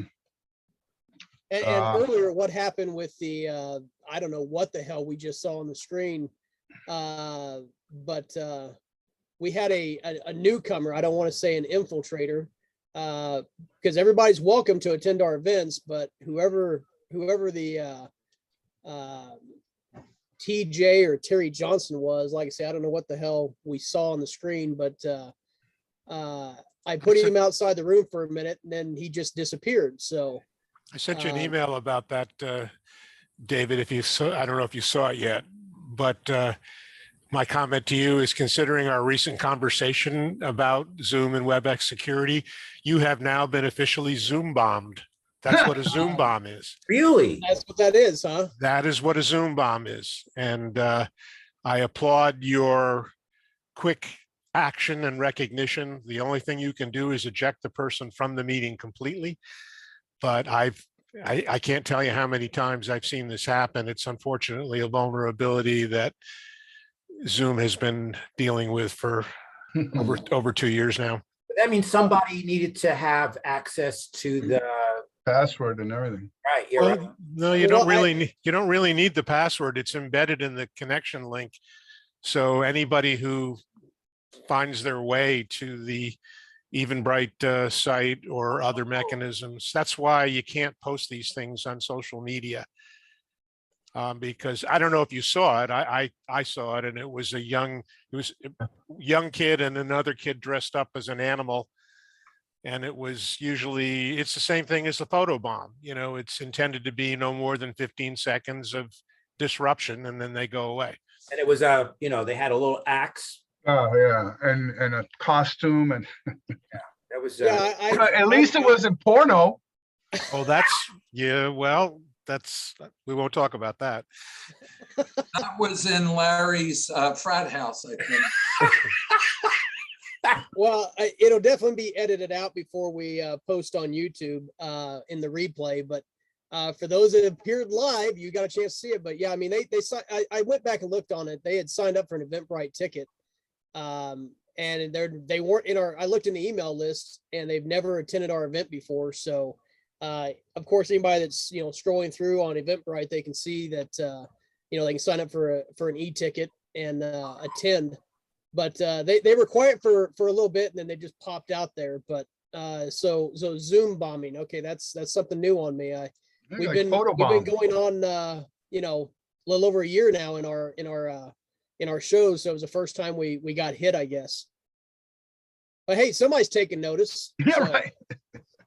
like I said earlier, everybody's invited to attend, including assholes. So This is the challenge, is sort of finding the place with the slider between openness and not openness, where if you go too open and too broad based, sometimes you invite people who have nothing better to do with their lives, and if you don't, on the other extreme, then you're not accomplishing the open objectives of this forum. So it's a tough call. I made a suggestion. We can talk about it in the email, David. We can talk about it later. But when I do a Zoom call, I send a message directly to recipients. That's a way, if you know your audience. Yeah. But that's my comment, is that Project JFK is intended to educate anybody and everybody who has some time to listen and participate. So when you have a known list, you're a little bit less vulnerable to this kind of behavior. Well, David, do we actually, so when you go from all the last couple of programs, has there been any new people that have logged in except for these characters? Or is it basically the same suspects? We usually on average pick up maybe 1 to 5 people new. And usually it's because of word of mouth. I mean, somebody that, has been in attendance, they've passed on the information, and then we have some new attendees. But I'd say the last probably, I mean, we've grown, especially, I mean, when we first started out doing this, I think there was like maybe less than 10 of us in the room. And then as the email list has grown bigger, like I say, this guy here, they went on Eventbrite, got a ticket. I've got his email, first and last name, whether the email's bogus or not. It's a Gmail email address. But I'm all for people showing up and hearing what we've got to say, as long as they can be, actually here for the right reason and be respectful. So. Oh, and by the way, I wanted to add that I've been following. I don't usually do the education forum, and they have some discussions on Scorsani and Suetra going on there for anybody who wants to get involved in that. I don't, but it's up there. Is that the link that you post in the chat? Oh, no, that's to my blog. But okay. The education forum, just go on there and scroll down to JFK assassination debate, and you'll find it there. All right, I would just add another comment, David. If you do a little checking on that email address and satisfy yourself that it is in fact bogus, I can show you how to exclude that from future meetings. You can exclude an email address from participating in your meetings. Okay, yeah, that'd be a good idea. Yeah, but again, you have to sort of go through the due diligence phase. Right. Because things, my experience in life is things are rarely as they seem. Yeah. So,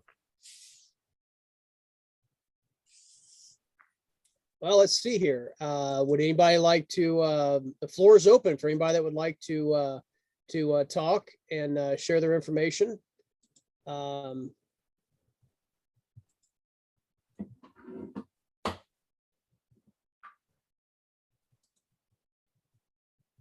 Joe, are you with us? I'm here. Yeah, I was Hey, gonna yeah, ask I you, got Joe. your email the other day. Is there something that you'd like to share? What you're working on? Remind me about the email now. Well, you were just asking, like, did we have a topic, or was it going to kind of be a free for all? Oh, I right. mean, we've had some pretty great topics to talk about, but that's usually how our journey meetings last. I mean, they're usually based on the fact of just getting together and talking about the case, and then the spotlight series is more focused on one researcher. But absolutely. I mean, if you've got something you'd like to talk about, the floor is open for you. Hey, what's up with Bart? I just wanted to ask you real quick.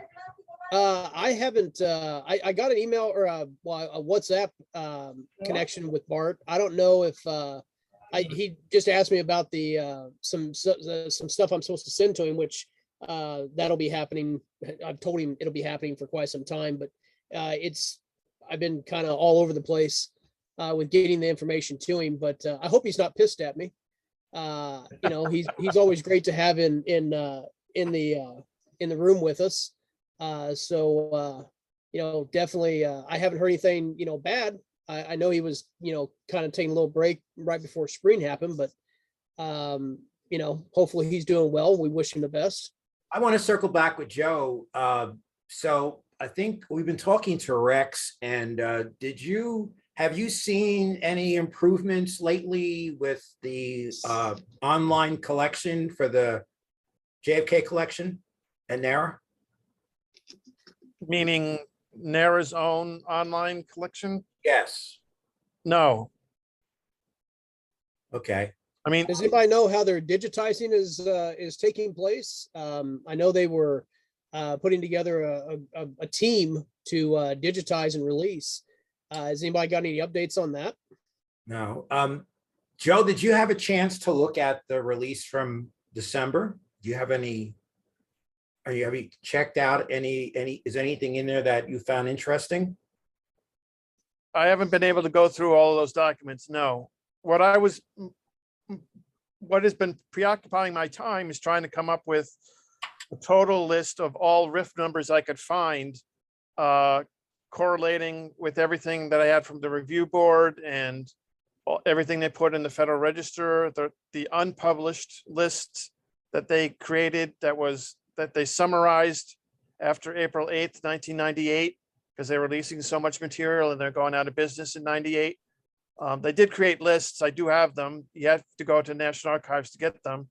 And then with everything that was released in 2017 and 2018, and combining that into a list of RIF numbers, putting that in Excel, and then comparing that again when NARA took down their online database of RIFs,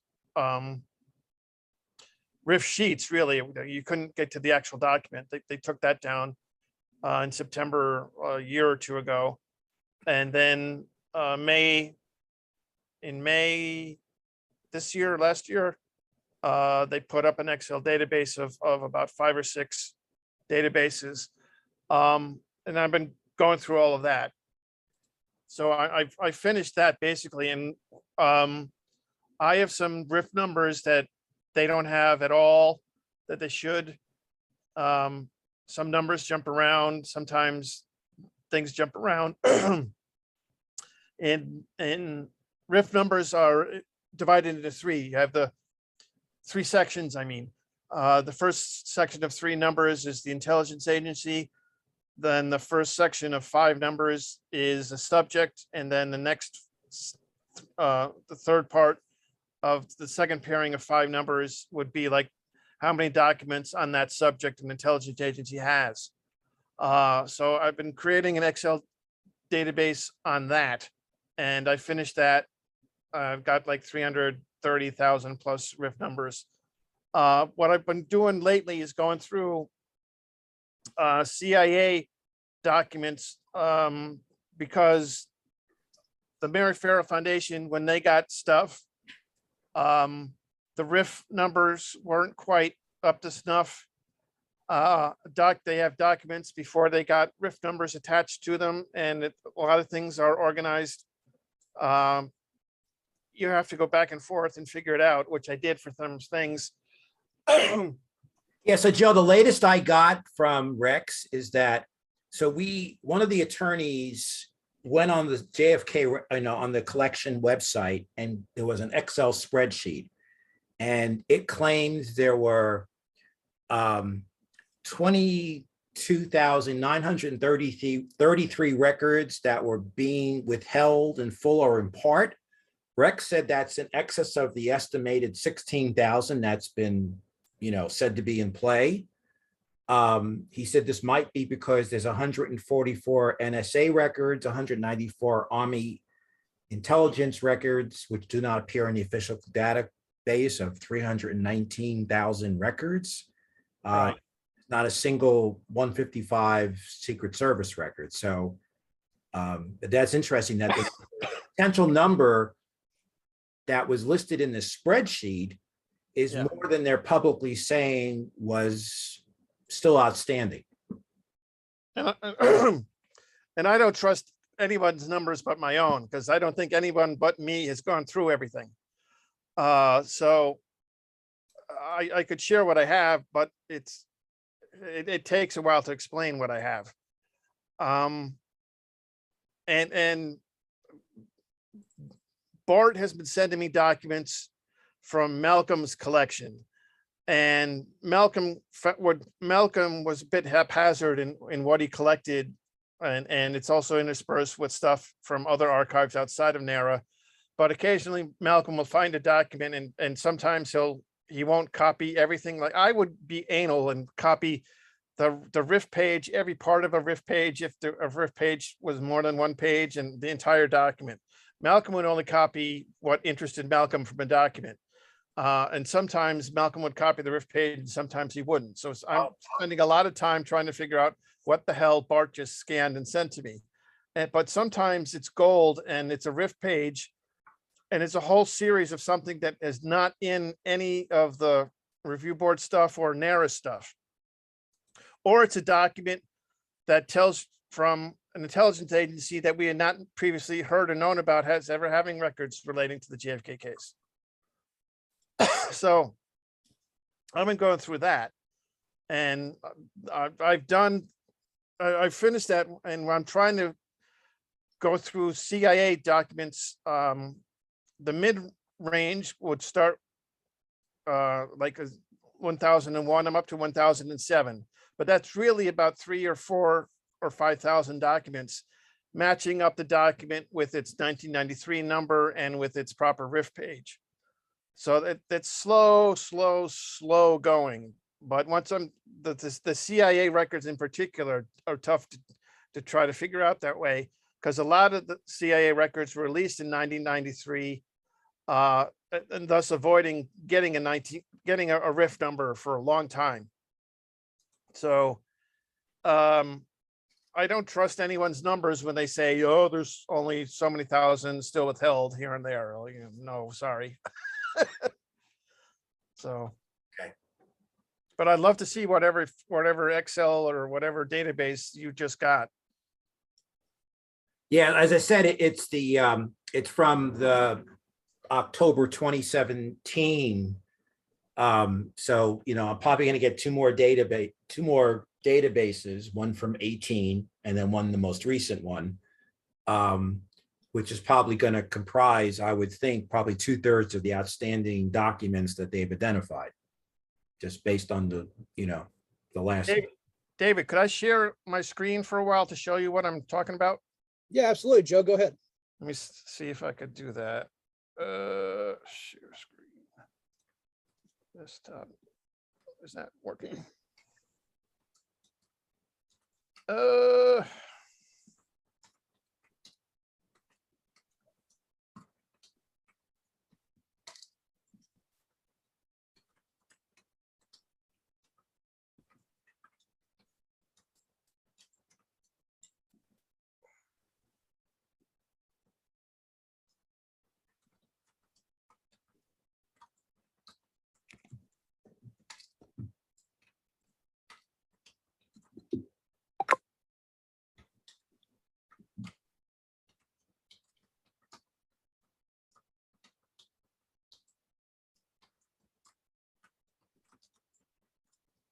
I'll have to leave the meeting and come back a second. Hold on.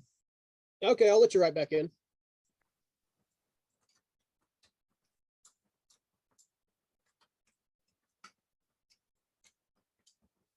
Well, while we're waiting on Joe,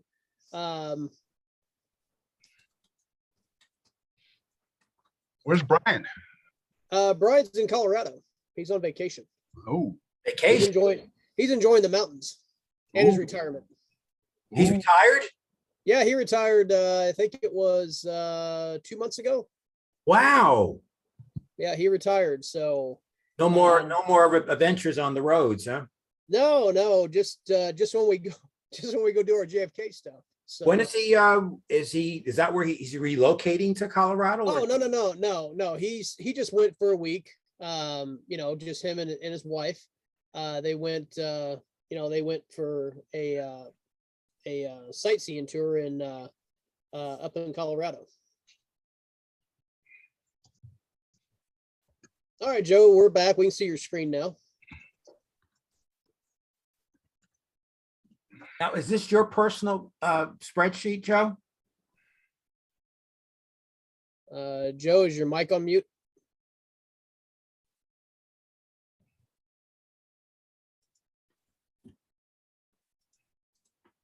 Can you hear me? Yes. There Okay. you go. All right. So let's do this. See if I can get this quickly done. Okay.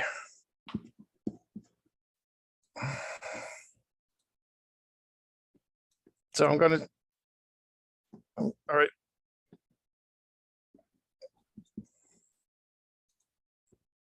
This is what I got. Okay. So across the top here are all the,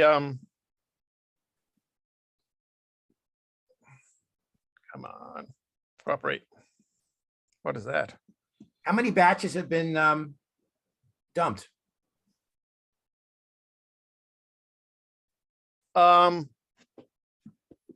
The review board looked at about 46, Wow. 47 batches. Let me, if I can get this back again. That's not. What happened? That looks like hating Chad. Yeah, that's not. That's not what I want to show. I don't know why it's gone. Are we funny going for there. a recount? All right. Why is that? Oh. All right, never mind that. All right. So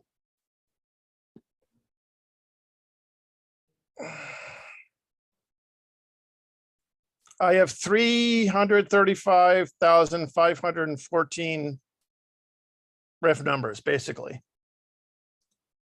And I'm scrolling 315,000, 355,500, 55,000.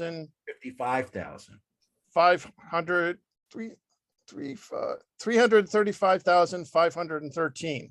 So that's about 20,000 more than than Rex said there were. Interesting. Okay, so let me go.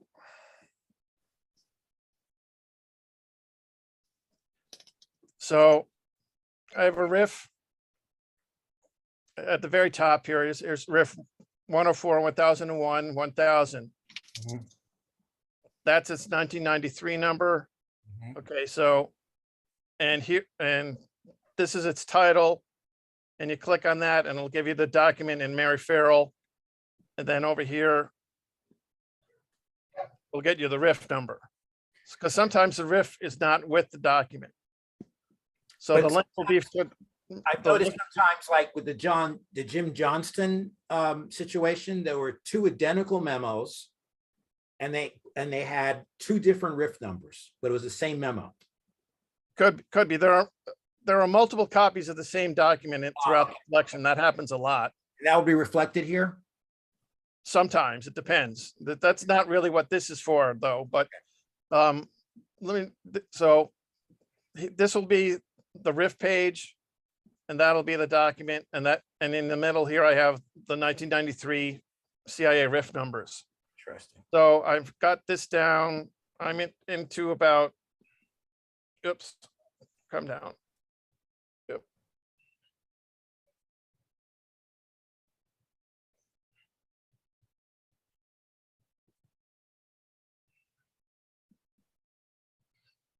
Only about 1007. Okay, so, and there's the mid-range here, the middle number goes up to like 1,500, just 500 or so. Mhm. So I got a lot to go, but when you go through everything, you find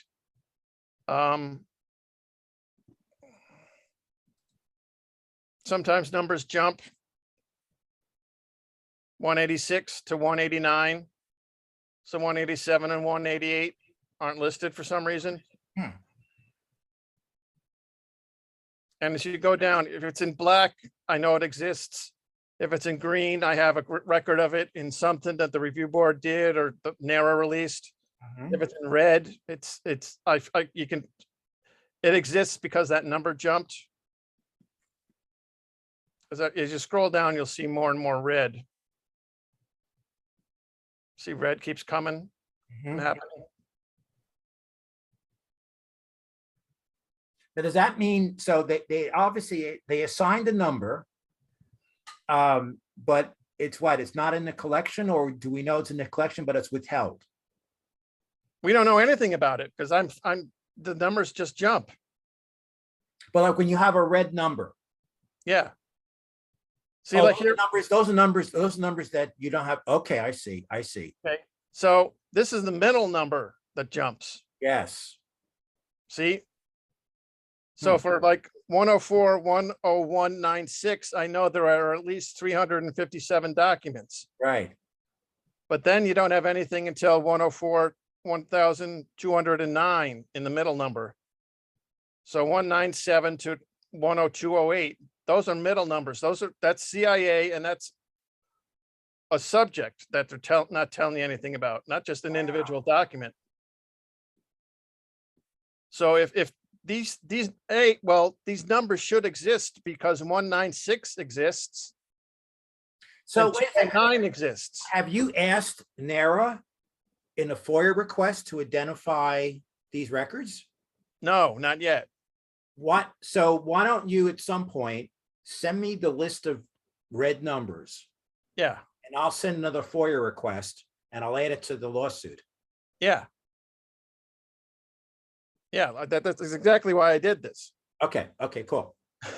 Because it's not only, in the last part of the number, you're finding things jump, but in the first sequence, which is after the intelligence agency, 104 is CIA. Right. The first set of 5 numbers is supposed to be a subject. And those subjects went from 197 to 10208. We have nothing. Wow. And we don't know how many- let we don't me know how many pages there are. wait. So like 104, 10197 could have one document, or there could be 500 documents here, Right, nothing about. That's what I was going to ask you. We don't know how many. And that's true for the next one, Yeah. and the next one, and the next one, and the next one. Wow. There could be thousands of documents between here Yep. and here. Yep. But the fact that numbers were created means the document exists somewhere, right? You would think. I mean, at least it existed at one time. Well, I mean, how did they get to the next number? Yeah. If you have the number 1 as a document, and the next number you have is 17, where are 2 through 16? This is You know? fascinating. We definitely need to follow up with So you. that's just So about the first 90,000 are CIA, then you go to 124, that's FBI. Yeah. See all Ooh. the red? Whoa, okay, go back to that. Yeah. There's a lot. It's not just FBI and CIA. Yeah, I think the FBI is the key here because Hoover was controlling the entire investigation. 176. What's 176? I don't know offhand. That's not the church committee, is it? No, that's 157. Okay, right. Huh.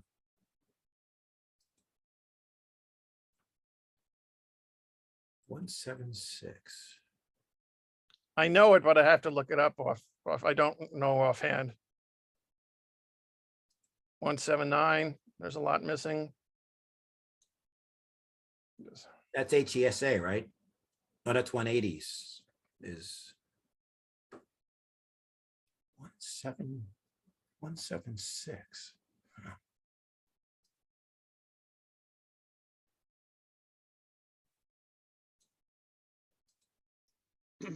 Well, what Joe has done here is instead of just talking about, oh, we're missing documents, he's got to actually list it out here by numbers and by color coding to show you a physical idea of just how many damn documents are gone. Yeah, You know, this that we is really don't have. fascinating. This is fascinating.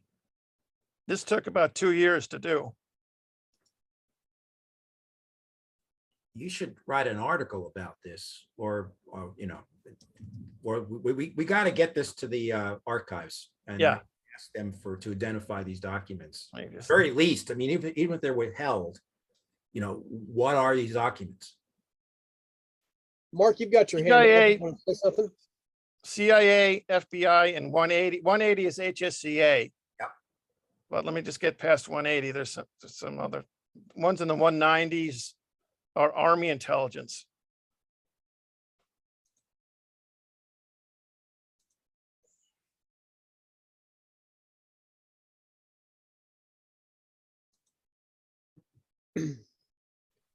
Mark, you've got your hand up. Did you want to add something to this? You're on mute. Unmute.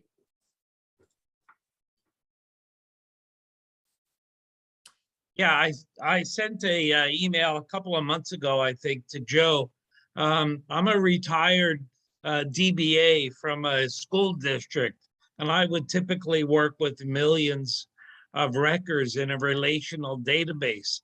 This is great. These files are great, but it's a flat file. It really needs to be in a relational database where we could bring in all kinds of other data and correlate it. And I'd be happy to work with Joe if he is interested in my help. But with a flat file database, you've got multiple lines of records, and then you have just multiple columns of items. And those really should be in a relational database, and we can have millions of records as opposed to working in an Excel spreadsheet. So I'd like to work with Joseph if he's interested. Joe, I figured out 176, believe it or not, is the JFK library. Ah, And there's a whole bunch of records that Robert Kennedy's trust has not released. And they're yeah, well, those wouldn't even be in the ones I'm looking at here. well, they are in the JFK library. So they may be considered JFK library records. I don't know if they're, so what's the other numbers that I'm missing? Because I just found the prefixes. From one, there's 194, 195, 196, 197. 194. Documents around that are in, come on. So not 194 is U.S. Army investigative records. 195 is the Office of the Secretary of Defense. 196 is the Customs Service. What else did you have? Like 195, 196, 198 or so. There are like U.S. Yeah, they're all Army. Those are all They're all Army. Yeah. Yep. Army intel is, people should think of this as CIA, FBI, HSCA, and Army intel. Yep. And those are, I mean, everyone talks FBI, CIA, and HSCA. Army intel, there's about as much Army intel as there are CIA or FBI. And no one's talking about them. Fascinating. I mean, I really feel that, it's time for the Kennedy family to step up. I understand this has been a painful thing for them, but they're holding back. First of all, I'm actually exploring the concept that they never had the authority to put restrictions on the autopsy materials, because the autopsy materials traditionally are owned by the medical facility. You have rights to see your documents, but the autopsy materials are owned by the office, that performed the autopsy, the medical records office. And then I believe that Berkeley did not have the authority to give these records to the Kennedy family. And therefore, when the Kennedy family gave him back to the federal government with conditions, I don't think they had the right to enforce those conditions. Maybe that's the HIPAA rules. Number two, the Kennedy family we have lots of Bobby Kennedy records that have not been released. They were, Right. and they pertain presumably to Cuba. And the idea that they can withhold, that they imposed conditions on William Manchester's interviews, again, there's no reason at this point in time for whatever Jackie or Bobby said to William Manchester to be withheld. So there's a couple of lawsuits that I'm thinking about. Yeah, you'll run into donor deed gift there, I would think, but. Yeah, but the idea, at least on what I'm saying is, I believe I have an argument that I'm working on to articulate that the gift of deed was invalid, that they never had the authority to gift that materials because they didn't have the legal rights to them. Right, probably. So I got a bunch of things that we have weekly meetings with our lawyers, and I've been throwing these ideas out to test them, because I really feel that the Kennedy family has, they have an obligation to history as well. And as I mentioned to Will in the chat room, I actually had a blind date with the woman, that typical of my life. Turned out that she was a staff attorney for the Judiciary Committee when Ted Kennedy was the chair. And her boss was Walter Sheridan. Oh, wow. And she had some conversations with him about Ruby. And she said, how could he be not mobbed up? Blah, blah, blah. And Walter Sheridan just looked at her and said, you're a smart woman. You can figure that out. But she said to me that based on her conversation, she had the impression that the Kennedy family knew what happened, that they had done enough of their own investigation, that they knew what happened, which makes, again, all this is beginning to come to me that there is an embarrassment behind the Kennedy's family's refusal to be open. And the embarrassment has to go back to the mafia. And that the old man had 2 contracts on him that Giaccani terminated. And I think there's some messy stuff there that they would prefer to not get out because it would tarnish the reputation of the family. Anyway, these are all the batches. This is what I was trying to show before. So like, here's the first batch in 1995 that the review board released. That was like 16 documents at first. So then you go, and I had all the RIF numbers on this first column A, and then I put in the first. So this would take you to the ARB's listing in the Federal Reserve, in the Federal Register. So do you have? So that would go to, hold on, April 8th, 1998. So all those Federal Register. Right. Now I have scans of these from April 27th, 98 to October of 98. You have to go to the National Archives in the review board's files to find these. Oh, wow. But I have them and I have them scanned. And Go then back. Can you go and back to then- the first column? April 27th or the very first? Well, what's the first column you have of records? This, June 26, 1995 in the Federal Register. So what happened? So what about the ones the 93, the ones that were released before ARB? Well, that's tough to figure out because there was no real list of what was released. Uh-huh. It was because it was before the review board came into existence, so there was no RIF system per se. And the CIA released some stuff. The first release was really in August of 93. And you didn't have the review board yet. You didn't have what later became the RIF system. So unless you're able to match the 93 numbers with the RIF, we Yeah, don't know. you're out of luck. Right. And then anything that was released, like pursuant to a FOIA request that may be like with Harold, Weisberg's collection, it might not, we don't know, for example, if some of those might be the red numbers. I mean, things that are. No. Okay.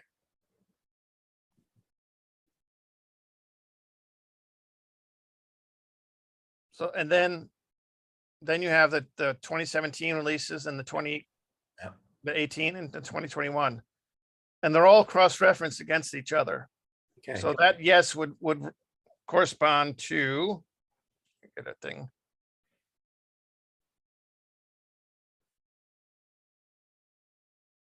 RIF number. And then I would note that it was released several times.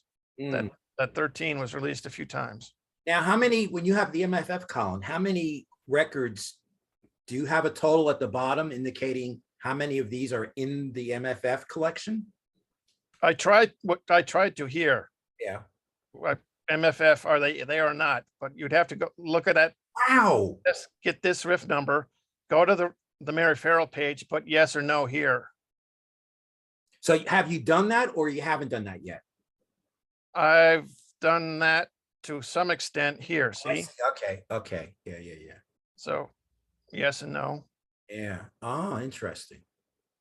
So it takes forever. Yeah, it's very time consuming and meticulous. So like if Harold Weisberg got documents released in 77 or whenever, 80 or something, unless they have been subsequently put into the collection, would they be reflected here? No, well, not in my Excel database, but what you would do, you would try to get a copy of that document, and then get a copy of that document from NARA, but you wouldn't know what its RIF number in NARA is. Mm. You would have to have the original document and have a good enough memory to know that, oh, that's RIF number this or that, or like do an advanced search on Mary Farrell using dates or proper nouns or whatever you would have in the original document to try to find. Like what David does with that searchable I don't search engine, I guess. Yeah, right. Instead of a RIF search, do an advanced search, and you could maybe find it that way. Ah. If Mary Farrell has it to begin with. Mary Farrell would not necessarily have everything that Harold Weisberg had. Right. Now, have you shared this with Rex so that he could try to populate it or no? I think I did at one point. Okay. And then like stuff that Bart is disclosing, if Malcolm didn't have a RIF number on it, again, same issue, you'd have to do some sort of advanced search to see whether that document is reflected elsewhere. Yeah. Okay. What I usually do, my 2 cents, is I look for specific phrases in the document, and in Mary Farrell, you can just put that in quotations and it'll find any document that has that phrase in there. Huh. That's the way I look for documents there.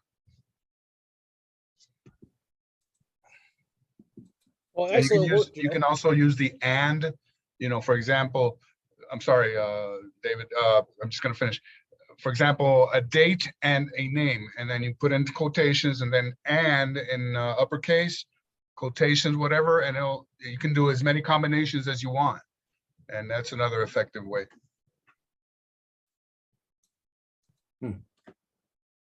Yeah, I have an Excel database I created for what Malcolm is as well, what Bart has scanned of Malcolm stuff. So. And so you've created that, but you haven't yet cross-referenced it. I've done the search. Oh, look at this. So this is looking at Bart's emailed stuff. Oh, look at that. Oh, okay. So it's just, if I can find it, it's in the blue. So, Unbelievable. I mean, it's trying to figure out what the hell. Malcolm has a lot of good stuff. And if you're lucky, it's something that's not in anything that the review board or NARA has. Really? And then you know that, okay, from what NARA had, for an intelligence agency and like say 1004 CIA and 1009, and then I know they have 211 documents in that subject, and then Malcolm would find document 422. So now you know, okay, now I have to up it from 211 to 422 and put all those numbers in. And then all of that would be in red because you know it must exist because Malcolm got up to a higher number. So like on document number 185, no, it's just the one. So you have a church committee file in RIF order, but there's no RIF number. What does that mean? That might mean that Malcolm didn't copy the RIF. Oh. And then it says it's not in the online. It's not 15 pages of RIF numbers from 1572 to that. I have to go back and look at that again. But Malcolm was a bit messy in what he copied. He didn't get the whole document. But a lot of researchers are that way. I want to show you an example here, what I'm talking about. Okay, here's this Warren DeBrew Oswald Fair Play for Cuba Committee report of 1025. And it's just like you guys have been saying, it's under so many riffs. You know, I got 1, 2, 3, 4, 5, and as I say, probably others as well. But this is one that I believe is extremely important because if you look at the third, the cover page, it's supposed to be a 40-page document, okay? And Bill Simpich and I have been looking for the rest of this document. We can't find it. And a lot of these riffs have the first 2 pages, but then they go off into other documents that have nothing to do with the cover page or what is being outlined, you know, in the first 2 pages, all right? And that's something, and this one I believe is very important because I can explain that a little bit. If a document like that Larry's showing was 40 pages. Right.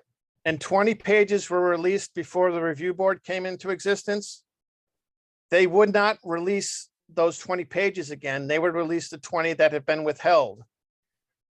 So you would have to go into another part of the collection to find those 20 pages that were previously released, put them together with the 20 that they just released, and then you would have the 40 pages. Joe, you really huge pain in the ass, but it could be done. And that may or may not be why you're not finding all those 40 pages, but sometimes that happened. Well, the FBI reports had a specific order and syntax, okay? And the way if you go and you look at other reports that have not been eviscerated, you can see a pattern, not on this one. And we've been through this a while, you know, those 38 pages are definitely missing.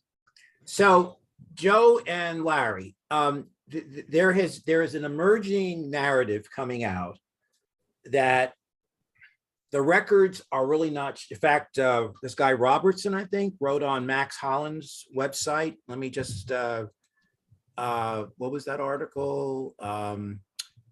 oh shoot. I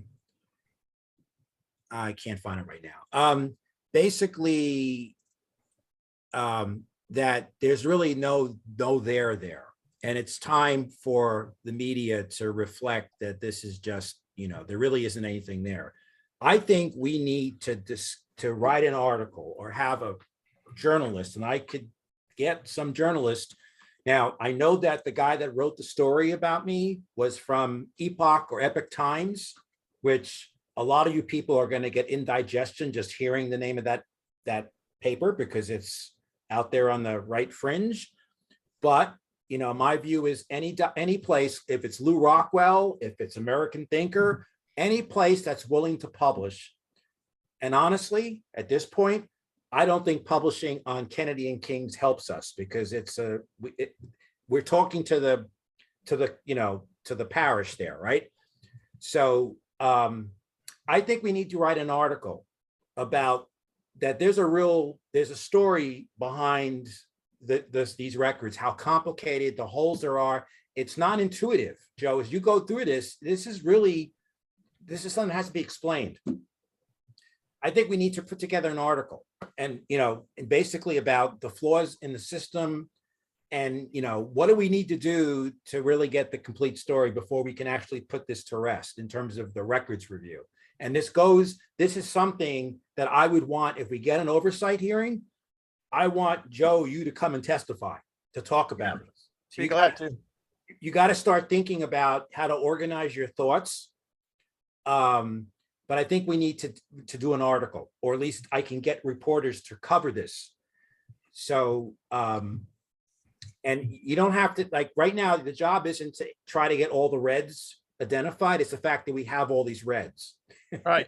Right. And then the first batch, before that batch, do we know that we've gotten everything that's been released? You mentioned 6 months ago that I didn't realize that a lot of these FOIA requests, unless those people put their collection into the archives, they could be records out there like Malcolm or Gary or whoever has records that they may not be in the JFK records collection because of the way those documents were disclosed. Yeah, and like you mentioned before, Weisberg spent decades fighting against the government, and Jim Lazar and him, they took this, they pushed this as far as they could, without the ARB.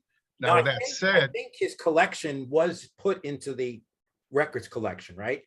No. I found a couple of documents that are not in the JFK collection that came specifically from Weisberg. Harold Weisberg's collection is unique to Harold Weisberg, and Gerald McKnight got all that stuff donated to Hood College, which is near where Harold was living, and I think they have everything, and they've scanned a lot. Maybe and that's amazing, and that's an amazing feat because Harold and Gerald, at the end were like, at each other's throats, The greater good. But you're saying that there are records in the Weisberg collection that are not in the official JFK collection? Sure. Oh, I would say definitely. But you would have to do a page by page, document by document comparison. There's no way to know. Okay. I want to, Dave Knight, you're here, right?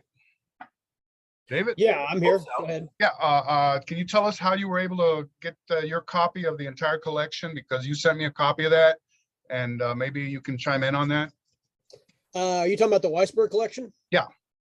Okay. Yeah. Let me pull up a screen share here real quick. What was the name of that fellow that got you the entire collection? You were able to, right? Clay, right? His name is Clay. So it's not exclusively on a website. We have it on disc. Okay? Yeah, he gave me, right. Clay gave me a disc, not disc. I basically bought. It's a terabyte. Yeah, it's got to, yeah. Right, and then so he hasn't scanned everything yet, but yes, I have the thing as well. Well, if you want to see the what's known as the folder index. Yep. Right. Now, the folder index is where everything that we got that was on the hard drive from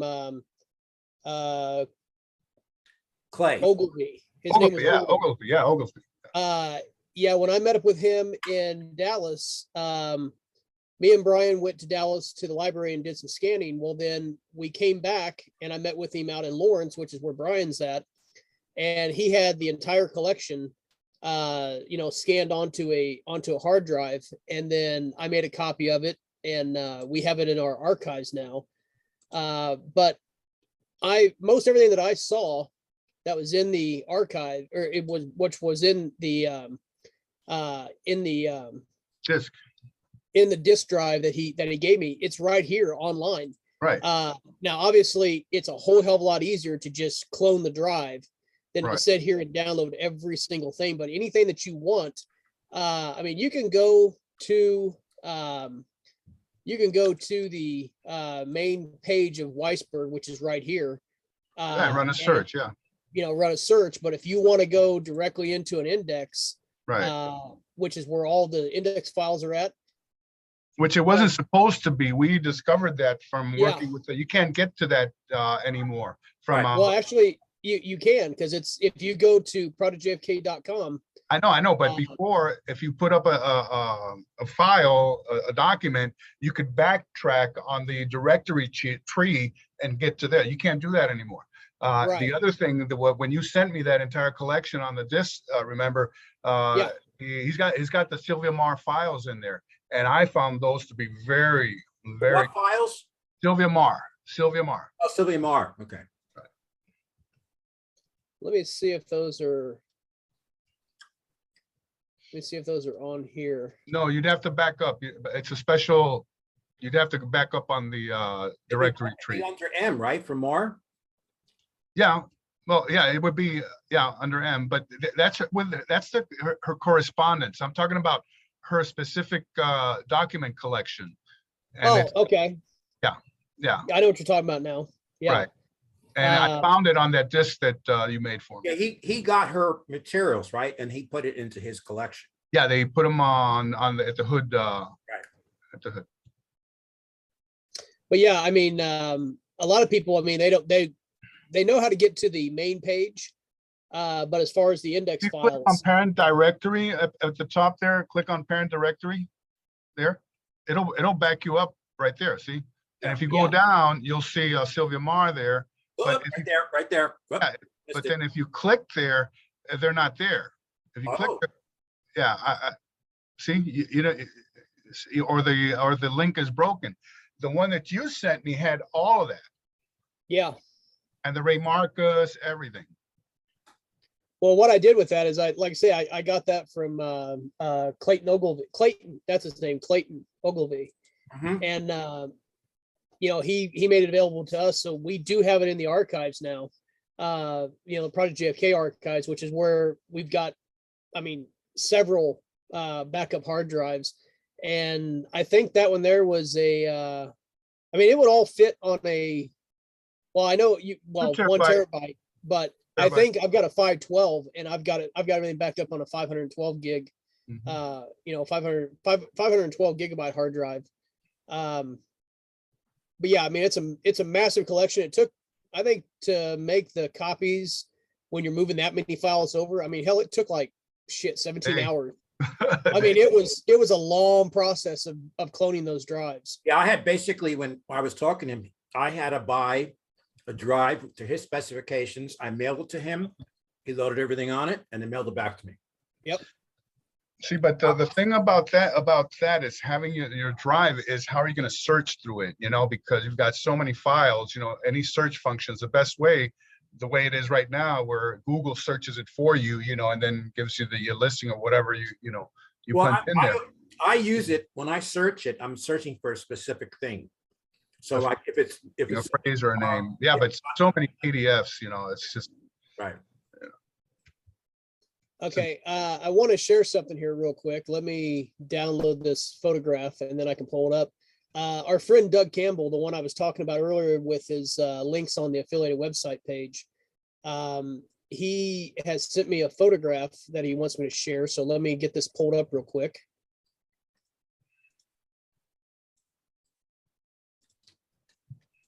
While you're doing that, Mark, so what we're talking about, how would the relational how does that change the way you look at these documents?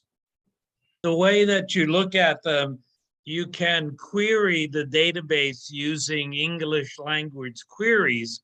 But the good thing is you create a separate table for each item. Let's say the files that are on Malcolm's database, instead of trying to intersperse them to one Excel spreadsheet, you would just have a separate table for his data, and then you would relate the data from the master records to his, and then all of the missing records or the incomplete records would pop out immediately, and you don't have to do these tremendous searches and things on an Excel database. You can type in, you could just say something as simple, show me the records that don't match from the British, from Malcolm's data to Joe's data. And it's as simple as that. Hey, Larry, this is Bob. I heartily support Mark's ideas here. He clearly has professional experience in this area. And at some point I'll share it to you, but I developed a relational database for this very thing with this very kind of data way before the Records Act back in the 70s. It's very powerful, but and this is no way a negative comment about Mark's suggestion, but it does take a degree of expertise, planning, and design to do it well with the complexity of what Joe has been showing us and what you've been accumulating. So it can be done, but it's not the kind of thing where somebody says, I'll go off and play with it and I'll be back in a week. It takes a great deal of effort. And then the thing that derailed our project was populating the database. We had the relational database design and it worked the way Mark described it, but we had, this is back in the 70s, hundreds of thousands of records even then, and we just did not have the wherewithal financially to pay people to, in those days, actually key it in on using key punch machines. So it's just, it's something that's powerful, useful, valuable, but it would take resources to accomplish. I'm just curious, Mark, based on your experience, do you concur or do you reject that? Yeah, Bob, you're absolutely right. It's like building a house. The database is only as good as the foundation, and the foundation is what might take 6 or 7 months. Populating the data is really should be an easy process because it looks like Joe has a lot of the information already, or Malcolm has it, or it's somewhere else. So to populate, once you create the tables, populating them is fairly simple. But the issue is, Bob, you're absolutely right. Building this grand design for this database, and it would certainly take a group of us to come up with some kind of idea. Number one, of what we want to see, and then number two, actually building the database to meet our needs. The good thing is about SQL, it's very flexible. So if we miss something, you just create another table and populate it. And but I think we're talking about so much information now and so complex. If you saw Joe's table, he's into the 30 or 40 or 50 columns of information, and a SQL database just doesn't have that, or you just don't need it. That would be a separate database within a separate table within the SQL database, and you would just populate it. You don't have to do all that cross-referencing with an Excel spreadsheet. And plus, the speed at which SQL works, you could analyze millions of records in, 1/10 of a second or 2/10 of a second. And there are multiple online databases that are free and available. So it wouldn't cost us anything to build the database because the software is free. What would take the time, and Bob is absolutely right, is building this foundational database. But I see it, the more I see all this data, the more I realize that the only way to do it is with the relational database. And I'd be happy to show people what I'm, what I'm talking about. Maybe do a demo the next meeting or something. And Mark, let me just follow up, or anyone, does anyone know that what NARA is contemplating in its digital project, does that include relational database? That's a question that popped into my mind, Larry, is that when I look at the way they render it on the website, it's by nature, since it's a display only, it's hard to know what's under the covers. So that could be actually populated by a relational database, or it could just simply be flat data. I suspect the latter, because that's the kind of thing that people in the organization could probably do without investing thousands of hours. But and to Mark's point, I mean, if you want to, again, I'm only saying this in context of what is being discussed here. I've already actually done all this. I developed a relational database for the Committee to Investigate Assassinations. And although it used SQL, the structured query language, as its fundamental mechanism, it is dated, obviously, from the 70s, but the principles are the same. And I have a presentation on that if there's something of interest. And again, I don't want to divert. David and I have been talking privately of whether the group might be interested in hearing about it, but maybe at minimal, a subgroup of people interested in this element of it, Joe and Larry Rivera and you and others, maybe we want to get together with a smaller group to discuss it, not with the intention of excluding anybody, but just trying to not bore anybody. So that's what I can offer. I do have a whole example of having actually done this. But because of the date of your project obviously would not have RIF numbers. No, what it did, the way that it worked is it accumulated references to data, not the data itself. And I can't explain it now without you visualizing it, and I don't want to divert this meeting to that. Like I say, maybe a future meeting we can talk about it. But what you would do is I developed an English-like query language that would allow you to actually enter a question. And even in my example from 50 years ago, I remember that I had a question sample, where was Lee Harvey Oswald at this date and this time? Oh, wow. And what it would return to you would not be the answer. It would be a reference to Warren Hearings, volume 7, page 421, line 30, Sylvia Meyer, Thomas Buchanan, and so forth. And it would give you all the references to answer the question. And then the second impact that it would have is that it would do correlations. And the correlations, by that I mean is that if somebody asked where Larry Schnaff was on a certain day and time and got back some data that said here at this time, and a completely separate query said where was Bob on this day and time, and the return data actually indicated that we were in the same place, it establishes a relationship between Larry and Bob that may not have been known before simply by proximity. So it was relational in the data IT geek sense, and it was also relational in the generation of leads. And then the third effect was we had researchers back in the 70s on the West Coast and the East Coast, in the UK, all over the world, spinning their wheels, doing research on the very same topics, coming up with the very same information. And these correlations would give attributions that would allow an individual to say, hey, I'm already researching that, don't waste your time. And so it added an efficiency effect.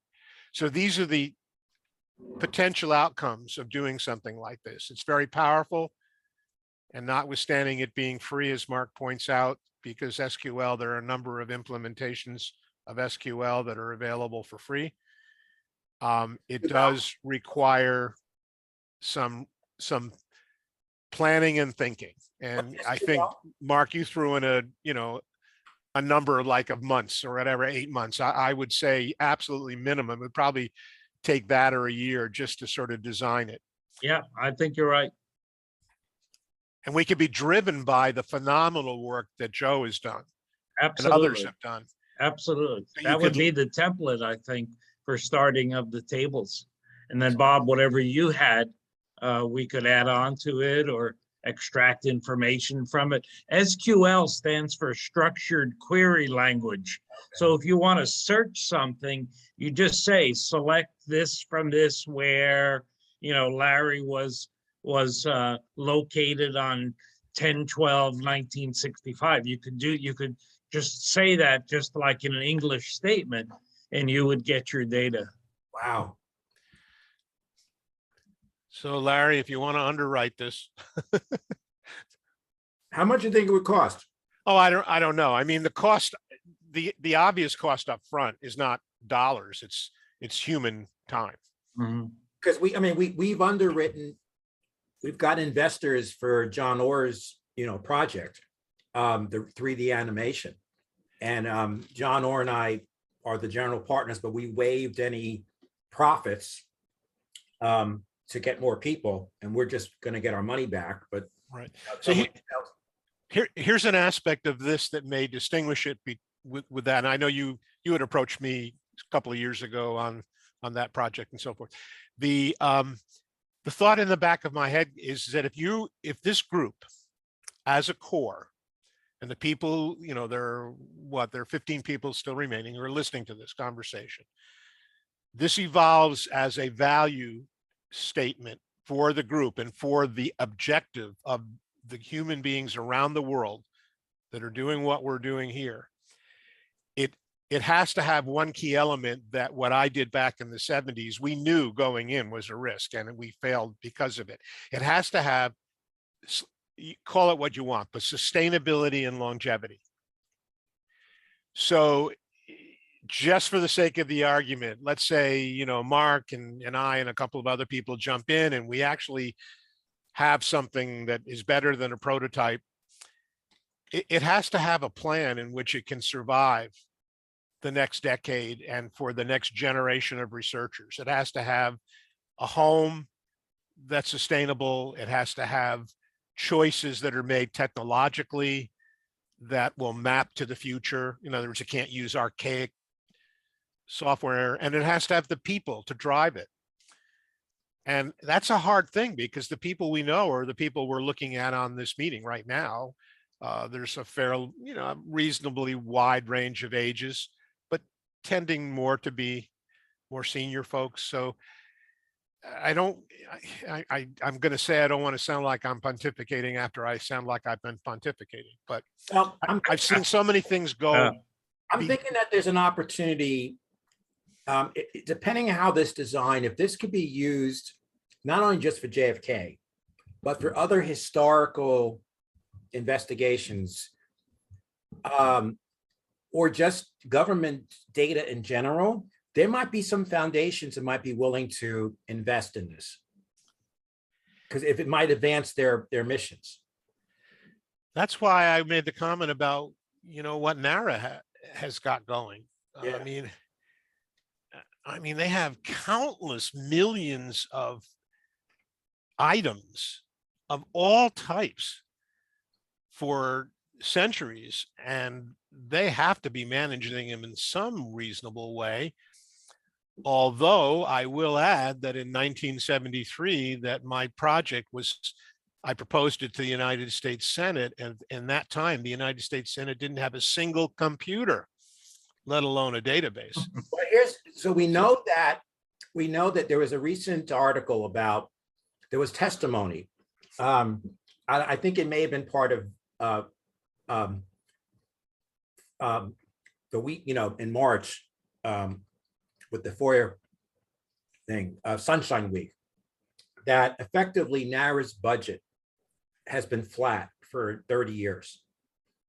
And maybe there's an opportunity to go to them and say, we have this software that could make your job easier without increasing your staffing, and given the great growth, geometric or maybe exponential growth of document records. I'm just trying to think out loud there may be Sure. something that, you know, you can license it, you know? You I keep- don't mean to sound iconoclastic, but I worked for a very large multinational conglomerate for 45 years, and there's a phenomena that I don't know if you've heard in the legal profession, but technological people have heard it. It's the acronym is NIH, and that stands for Not Invented Here. Yes, yes, yes. So if you're familiar with it, the notion of not invented here in the private sector is very powerful. I can't imagine it not being in play in government. So I don't disagree with the concept that you're thinking out loud about, Larry, but I'm not sure you would go with them with an end product. You might go with them with a concept, an idea, even a prototype, but unless they do it. Well, anytime someone goes to them, when the government is buying computer software, is it already done, or is it like sort of saying, here's something we can design for you? It's all over the map. Yeah. So I think we have an opportunity here. I'm just, you know, obviously this is just, we're just, you know, spitballing. But at the end of the day, like what they did with the scanning of their cartridges, you know, there might be some pilot programs. I know that for forensics, the government's giving grants for people to do research in advancing forensic science, quote unquote science.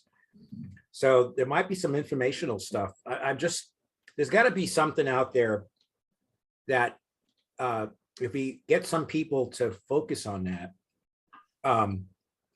to see if there's any opportunities to use the Kennedy assassination as the model for this idea. Yep. And I want to say, and you know, I mean, many years ago, Joe Backus and I had collaborated. I wouldn't say collaborated, but we did some things that were together because we have physical proximity in New York. And I just occurred to me as I watched what Joe was demonstrating, and I heard Mark's comments. This is completely an unpaid for recognition, but I want to admire Joe for having done what he's done, because having to do that in what Mark referred to as a flat file or a flat world, which is what a spreadsheet is. A spreadsheet is really not a database. I understand the use of the word, and I don't want to be anal about that use, but it's just a bunch of records that are organized into cells. But what he has accomplished in what I can see is extraordinary. And so, Joe, kudos to you for having done all of that. And I do see that you're still here. You popped to the top of the list. And the mapping between his efforts and all of the elements that have fed into that summary, if you will, from all the people you've referred to, people whose names you have much greater knowledge of than I do, is a powerful stepping off point for the potential design of a relational database. And even with that, it would still, in my opinion, have fits and starts. But the good news about the structured query language is that you can start building it, and then if it doesn't go well, you can restructure it without losing the bulk of what you've done up to that point. So I'm trying to tread the ground between not being discouraging, but also being realistic. And remember that this project has to be put in the context of all the other potential things that consume time and money, and what the benefit or the ultimate outcome will be. So if this is a cool project, but even if it was successful, the result would not be of as significant or a greater benefit than another 2 or 3 projects, then we have to prioritize. I think it would make sense to have Bob and Mark and Joe and Larry, you know, noodle together some thoughts until our next call. And, you know, guys talk it out and see if something comes to form. And then we can, I mean, you know, my skill set is not this, but I know how to organize things and get things moving. But if you guys could come up with some ideas of how this might look, And, then I think, now the other thing is I do think an article would also elicit interest. So, it's going to be like a 21st century look at the records, how to look at the records. I've been using the Innocence Project, what we've learned from the Innocence Project about the limitations on forensic evidence, and using it to take a look back at the Kennedy assassination and say the Kennedy assassination, was the original junk science case. So there might be something, again, how can we use modern software, first identify the problems and then come up with the ways to fix it. I'll chat with David a little bit more offline. It just coincidentally, he and I, within the last week or so, have had an exchange. And one of the things that he threw out there, I actually threw it out initially. He said maybe there would be value in me talking about this project. It was in the historical context. In other words, what were we doing back in the Committee to Investigate Assassination days and so forth. And that may be a dual benefit of looking at the historical experience and then as a stepping off point to what you're proposing. And then so I'll talk with David about that. Maybe we can do it for the next meeting. And then when you get some fleshing out of the idea, then we can start trying to figure out how much would this really cost. Yep. And then we could either, at that point, either try to do a GoFundMe, lots of people, donating small amounts of money, or going out there and trying to address, the idea that this could be licensable for other applications, that if we used it for the Kennedy assassination, that would be like a high profile example of how to use this. And that might attract investors who will license this. And I wouldn't dismiss another notion, which is that it is very possible that this, and I use this in quotations, has already been done. But maybe the actual core data represents some different venture. But the concept and the structures of putting together historical data intensely associated with records, and now an actual, reference information form number system and so forth, maybe the variance. And so that's sort of what we would call quasi turnkey. And that would be something, again, to do, someone do some research, Google it or something, see if anyone out there is touting any capabilities like this.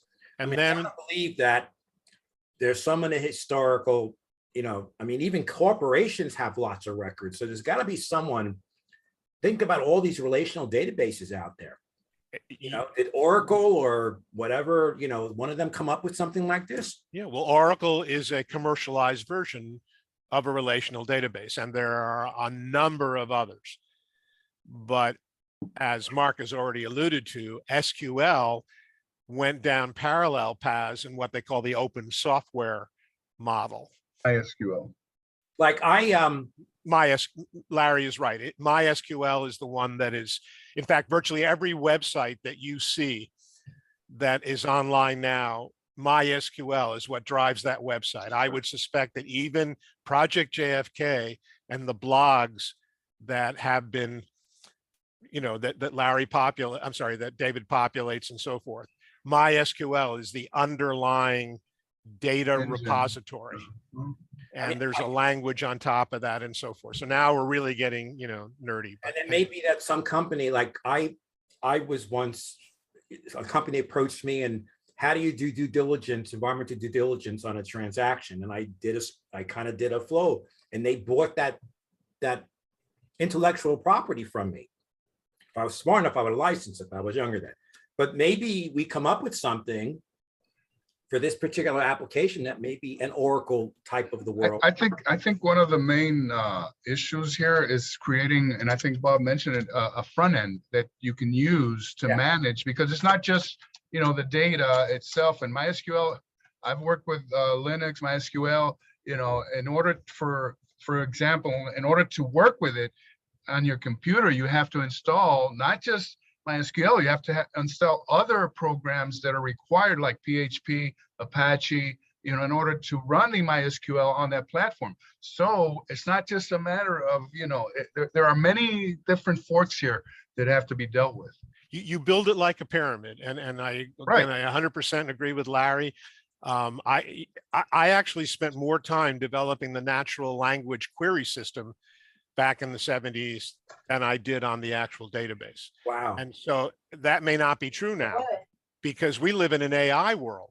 You don't even have to type anymore. You can just look at stuff or verbalize it and you can get queries. But the point is that it's a multifaceted endeavor, that these kinds of common conversations are what industry does and what government does. An idea plants a seed. You look for other plants that are growing that have similar species so that you don't reinvent things. And you all know it. You come from your world of either, amateur or professional or just consumer exposure to these things on a daily basis. And it's possible to be done. The question is it realistic? And there are like a dozen measures of realistic. And So- Bob, another thing that just came to mind is maybe there's some college kids that want to work on this, right? And they're much more conversant on, say, the AI side. I don't know anything about this stuff. I don't know if you have stayed on top of things, and but there may be. I had once some college kids that wanted to help. I was trying to figure out a way of predicting how certain kinds of litigation would go in certain ways. And we were going to work on a program. And then, of course, the big guys decided to enter the field. So I was preempted. But we might also be able to find some college kids that are experts in computer engineering or something. And I'm just spitballing ideas, and that'd be a great way to have young people engaged in this. Yep. Hey, Larry, this is Brooks.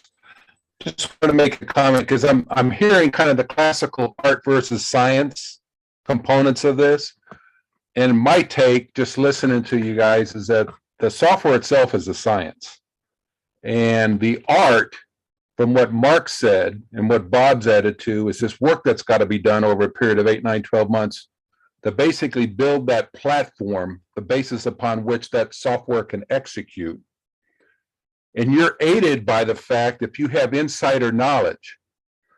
So people who are, and correct me if I'm missing the point on this, but it sounds like it would be very beneficial to have people like Bob and Larry and others who and Joe who are knee deep in this, because that's the art part of this, is creating that platform on which the software is going to execute. So I don't know how much of it we can delegate to, say, software students or whatnot. And I'm just spitballing ideas here, but there is always an art component to everything. You know what I mean? It isn't just pure science. But I think you're right, but I think that there are unique issues with this collection that we would need the expertise of Bob and Larry and Mark, but then you might have the kids can then sort of put, you work with them and they know maybe some more bones than we know. So these are the very kinds of conversations that, when talked out in civil manner, lead to good decision making. And so here's one. Brooks, the notion of art versus science is extremely powerful, because you could argue that regardless of what database you're using, a relational database, the emphasis is on the word relational, and that's the art. How do you establish the relationships? Once you have someone who knows how the database works, that's just an implementation issue that's based on the science. And ideally, this is literally an off-the-shelf item that you use. But now is the art of trying to put together relationships that serve the ultimate need. In the chat, those of you who are monitoring it, Peter has offered some interesting insights into, for example, this prolific free version of SQL that's called MySQL. And I'm assuming, although it's not stated in his comments, a commercial version. And without debating that here, that's an example of the kind of decision making that is very important. You can go down the open software and free route, but what are the risks associated with it? You can go down, and again, not a judgment, Larry, on your comment. You can go down the route of college students, but they're gone in 2 years or 3 years or 4 years. And so at what point do you have to buy into longevity, reliability, maintainability, sustainability? And you all face this every day. You know, am I going to buy a subscription to Zoom, or am I going to use the free version, or am I going to get SQL? And this is not intended to be self-serving, but I could kick myself now years later. I did share this with a couple of people, but I happen to hold a patent, and my patent is actually for web-based dependency on MySQL, because I'm the guy who invented the blog, what's called the weblog. Really? But I worked for a large company, and when I signed on with them, they own every patent. I got it. Unbelievably, they never exercised that patent, and it has since expired. And of course, could you imagine the Wow. millions they could have made? I only tell that story not for self-aggrandizement, because I only have that one patent, which was basically, you know what a blog is. It's basically a self-authoring web page. You know, you can write onto a web page, and all of a sudden it's published on a web page, and that's very powerful. But what I'm saying is that those tools are so advanced now compared to where they were before, that ideally we find the pieces that fit into the objective. You don't let the tool drive the objective. You let the objective drive the tool, in my humble opinion. So Bob, is the question about open versus closed a function of this may cost us X amount of dollars? If we do it open, we're not going to be able to attract investors to pay for this. Is that sort of like part of the conversation? I don't know for sure, but I would suspect that anybody who is investing money is doing it for potential profitability, right? I mean, that's the underlying reason. Yeah, unless it's So they want to know, not what is going to return to me next week. They want to know what it's going to return to me in 5 years. right. So do I go out and get a copy of MySQL and do this, and it's really cool, and we don't have to ask David for money or to put up a sustain page online, or one of the various tools that you can use to GoFundMe, or do you go to a company at the other end of the spectrum like Oracle, that's making hundreds of millions of dollars a year providing this very relational database solution to companies and governments and whatever all over the world? Or you find a Bill Gates Foundation or some other foundation that to them this advances their mission, and therefore you don't have to worry about profits, right? And that is the wonderfulness and highly volatile nature of altruism. Yes. If every person in the world could find somebody who was an altruistic benefactor, think of the things we could accomplish. But those are rare, I think. Yeah. Well, why don't you guys noodle on this project? We could give it a name. It's part of the JFK, Project JFK. It's going to be a subgroup or a subcommittee or whatever. And then once you guys come up with what your idea is, then we can think about how do we make this happen? Is it going to be are we going to go, are there foundations out there that might support us? Do we have to go? Is it going to be a lot of money or is it going to not be a lot of money? Right. And of course, I'm speaking out of turn in the context of Project JFK, Yes. because I have to admit that although I've been, a lurker for several years now, I would have to talk and basically understand how, from David and Brian and so forth, what is the, if you will, the board of directors objectives, and does this fit in? So I'm in no way speaking for this organization. I'm just using the platform because the subject came up. Boy, this is, I'm not going to speak for you, David, but this is very consistent with what we've been doing about putting stuff on the website and records and digital. I mean, this is the next step. You put stuff on the website, but then what do you do with it? Right. So you've seen two examples of it, and I'll stop right after that. You've seen what Joe has done with Excel. And then I don't know what's under the covers, but you saw David show a disk structure that was, I suspect, conveniently organized by using an alphabetic approach. So it was intrinsically defined as no greater than 26 high-level categories. And that's what we do. That's what we're oriented. We're human beings. And so we structure things based on how we're our brains are programmed, and you know, it's why we recognize faces, why we recognize the alphabet. But is that a way, if you, Larry, went to David and said, in that big huge structure of files and folders that he had, and asked him to find something, is it even conceivable that he could, if it was obscure? And Yeah, I mean, I don't know the answer, but why do I have to? I mean, the only recourse we have right now is for me to take Joe's numbers, file a Freedom of Information Act with NARA and say, where are these documents? That's just to find the documents. Then to figure out how to, and what they're going to send me. They're going to send me PDFs. If either, well, first they're going to say if these documents exist, where they are. And so we don't, it's so archaic to think that we have to go to a government agency and talk to someone to pull up these records and then discover how, I mean, it just seems in the 21st century, the idea that someone could do a query and say, where was Bob and Larry in 1975 and, you know, May 14th of 75?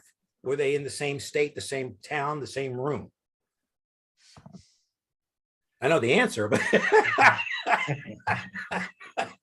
I just want to add one other comment. I was thinking about the scope of what we're trying to accomplish, but you know, on an everyday basis, you've got literally hundreds of PhD economists that do this routinely. Those are particularly in academia, those that are doing research. They, in terms of relational databases, when they're trying to find correlations, they're looking at causation and all of that, they're knee deep in this type of stuff. And that's how they crunch the numbers. oh yeah. And the power of the computers in some cases that they have to use are mind-blowing. I mean, but there are a lot of guys out there that are doing this type of stuff. And to your point, Brooks, the size of these projects has a scalability issue. I mean, it's not necessarily linear that if you double the size of the database or you double the number of relationships that you need twice as much computing. You may need 5 times as much computing. So all of those things are all components. And then again, I am looking at the chat, and I don't know Peter Tuttle, but he made the comment, and you know, I overlooked this, that the license for MySQL is owned by Oracle. It's just Really? oh yeah, but they just make this version. You might argue that for Oracle, it's a loss leader. I mean, I think there was a time when Oracle was the richest company in the US. Then in Sun Microsystems, right? They were the 2 leading. Well, Sun and certainly Microsoft was up there. But in any event, MySQL tends to be targeted toward the lower end, which suggests that it's like a loss leader role. So you get people hooked.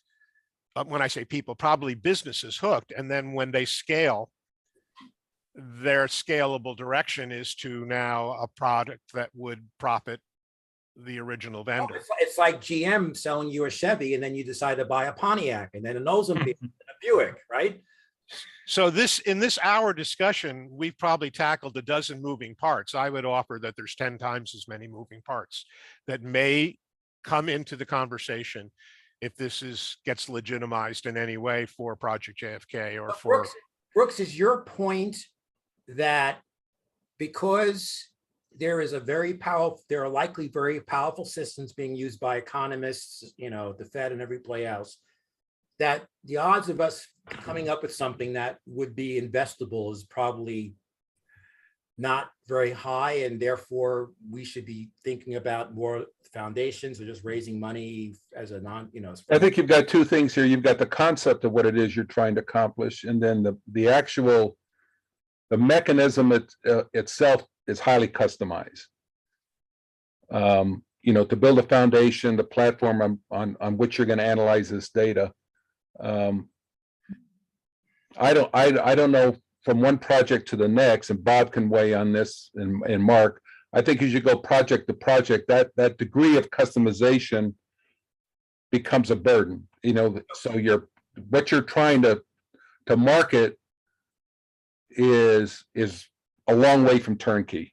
So from my non-technical lawyer idea, so that whatever we build for this project may not have applicable uses for some other project, because you have to customize it for that particular, just like we have issues with the numbers, right? You know, some other projects can have different complications. Handwriting. As a poorly chosen set of metaphors, you might think of a relational database core product as a box of Legos or Tinker Toys. All the pieces are there. You just have to figure out how to put them together to achieve your objective. And to Brooke's comment about the art, the metaphor may apply there, because you could pull together Lego bricks that look like Lego bricks, or you could make it into the Taj Mahal. And so to that point, if you do construct the JFK Taj Mahal, is it applicable to anything else? Probably not, until you move some bricks around. So this whole thing is based on the relationships that are relevant to the objectives that are trying to be achieved. It might not even be relevant to the RFK assassination, right? That may be different. I don't know. I don't have enough knowledge. I'm just I thinking, think David wants to break this conversation up. I don't blame him. he's looking bored. Well, no, well, I'm saying we're rounding what, the 3.5 hour mark. I want to share this real quick. This was from Doug Campbell. Oh, that's right. We never got to that. Yeah, we kind of, I don't want to skip over it. I mean, he took and did a side comparison here. Now, this was the photograph that Larry was showing a while ago that was in the Scorsani book. And I mean, Doug can't actually talk at the moment with his microphone, so that's why he sent it to me, and I'm showing it to you guys. But for what I'm picking up here, it's not the same guy. The watch is on the different hand. And I went and looked at other pictures of Phillips to see if maybe it was flipped. But hey, don't forget that I have a disclaimer. I said this was gayness, okay? I never said it was coming from me. All right. Well, yeah, and what Doug's point was you know, Gaines had got it wrong, and if it was a flip picture, then of course his hairline would be on the opposite side. So, you know, I don't know. I mean, I'm just relaying what Doug had sent me. So, you know, I guess food for thought. So, but yeah, you're right. It did come from Gaines' book. So. Did left-handed people put their watches on their right hand? Well, I mean, I'm right-handed, and I've always worn my watch on my, you know, left hand. But I see people that are right-handed, and they put their watch. I mean, I've tried it both ways, and it bugs the shit out of me to have my watch on my dominant hand. It just does. Yes, yes. There's another phenomena that's been driving that, and that's these Fitbit type watches. Yep. People have put them on their dominant hand because they feel that it gives them a better reading. But I agree with David. It drives me crazy to put my watch on my dominant right hand. So I think that's the intuition that most people have. But especially unless you're left-handed, because you want to have the Fitbit closest to your heart. Anyway, but I just yeah. I mean, I'm right-handed, so of course having on my left hand, or my left wrist, that's the arm that's close to my heart. But and they always say, hey, if you're gonna have a heart attack, you're gonna have it down your left arm. So you know, I sure as hell want to know when my blood pressure gets above what it should be in my heart rate. So but yeah, hey, thanks Doug for the photograph and the comparison. But yeah, I think we've discussed a lot of key points today. I feel like we had a great meeting, and anytime that Bob can join in and give us some food for thought. And I mean, hell, he's designed a lot of stuff, and he's very knowledgeable. And I think, you know, this gives me key points in the fact of what I'm working on with the Russell collection. I mean, everything is getting scanned in. Everything's been scanned now. They're all individual TIFF images, but you can't search a TIFF image. I mean, well, you can, I guess, but you're looking at having somebody open up. You know, if there's 500 pages to, you know, one folder, they've got to sit there and open up all 500 pages to read through everything. So I'm converting everything to searchable PDFs to start with, or I guess the next step, because they're already scanned in as TIFFs. They're going to searchable PDFs next, and I know that Baylor's going to put them online, and they wanted their system to, you know, they want us to scan them in as TIFF images. So, but I think it's going to be a little more streamlined with searchable PDFs. Why would they want to do that? I'm sorry, what was that, Larry? Why would they want to do that? It could be the fact that's how their search engine is built at the college. Okay. You know, how they, you know, input the individual images and the data. But I mean, when you're looking at, you know, like I say, we scanned 56 boxes. I cannot remember the amount of folders that there is. But I'm just sitting there going, okay, there is, there's a lot of information there, a lot of documents, a lot of individual images. And my idea to start with is to take each folder, you have your box, that's your folder box. And then inside each one of those is a separate folder that will contain the PDF for folder 1, folder 2, and so on per that box. That's the easier way, because I mean the way the folders are set up is by topic. So, the next stage is once they're converted into searchable PDFs, then that's where the searchable part of it will be, where you can go in and go into 3 to 4 depth on your search bar in order to figure out, what's in the collection as a whole, and then trace it down to what's in, where you're going to go to, which folder, which box that information is in, and then so on. So, from a technological point of view, David, what's happening there with PDFs that's now available because of the rapidly increasing speed of computers is those documents are in fact pixelated images in a way, just a simplistic way. But what's going on is optical character recognition, OCR. So they are actually converting what's in these scannable documents into something you can search. The other thing about GIFs, PDFs, I'm sorry, not PDFs, JPEGs, PNG files, is that what tries to approximate that searchability is the use of metadata. Now, metadata has to be populated, and it obviously can't even come close. I mean, like with the photos that you showed, how would you put metadata in to characterize those two? And then the third thing is, do you happen to know, or does anybody know whether the Russell Foundation is in fact using any kind of database technology or methodology under the covers to help them manage their wealth of data? Do you know that? I don't know what Baylor. It's not Russell. It's Baylor University itself. I don't know what. I don't know what's underneath the hood, so to speak, of their vehicle of getting all the information available. I know if you get a chance, go onto Baylor's website and look at their collections that they have digitized, and just give it a look around, and give me your opinion on that, Bob. Okay, I'll try to remember to do that. Thank you. Yeah.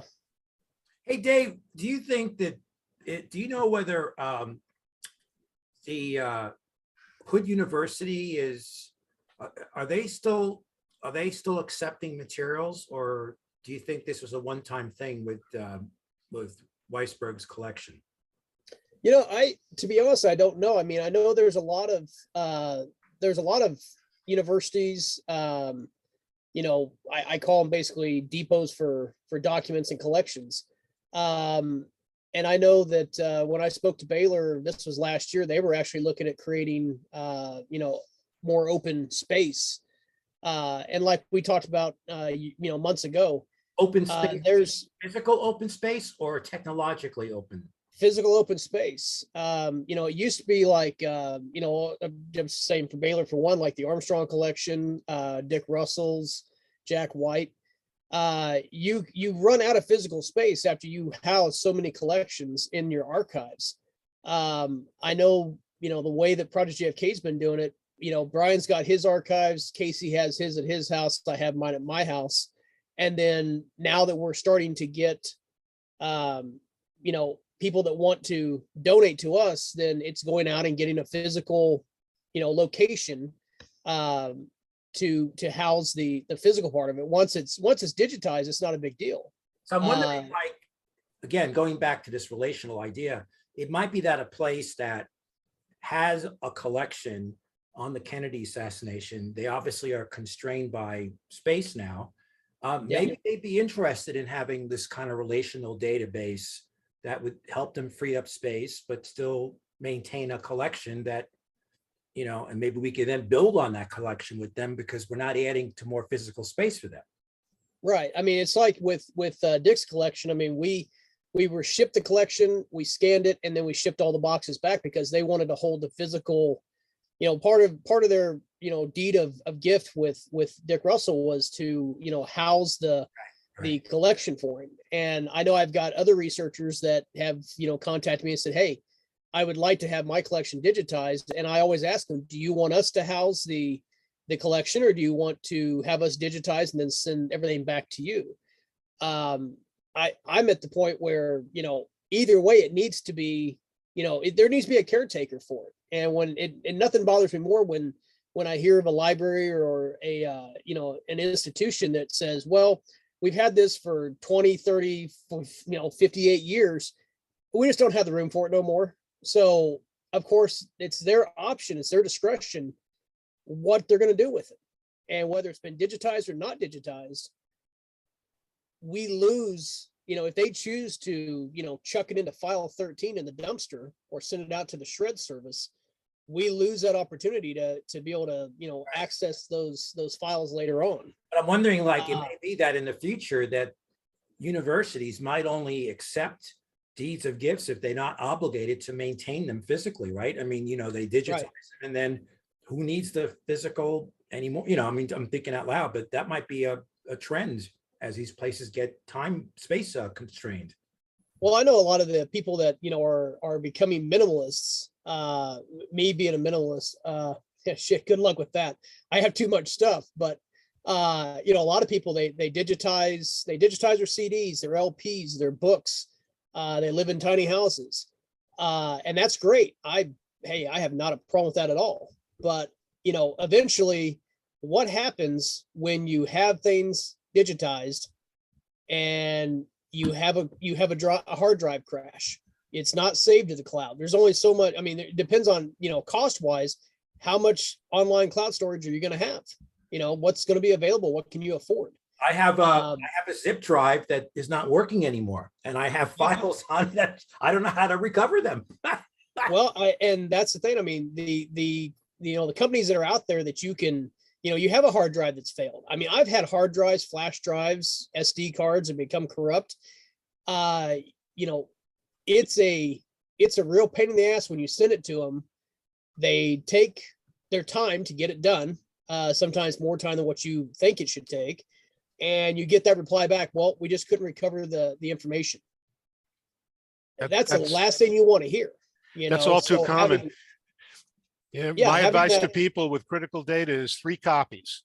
Yeah. And one of them should not be in the same physical location where your computing equipment is. Because I've had people who have, I have a backup drive on the same table with my computer, and then I had a bunch of other drives and they were all sitting in the room, and if my house burned, I'm screwed. So I actually made copies and gave them to a girlfriend, and she's got them in her place. And a lot of people don't think about this at all. So it's a very powerful notion that you're promoting here, David.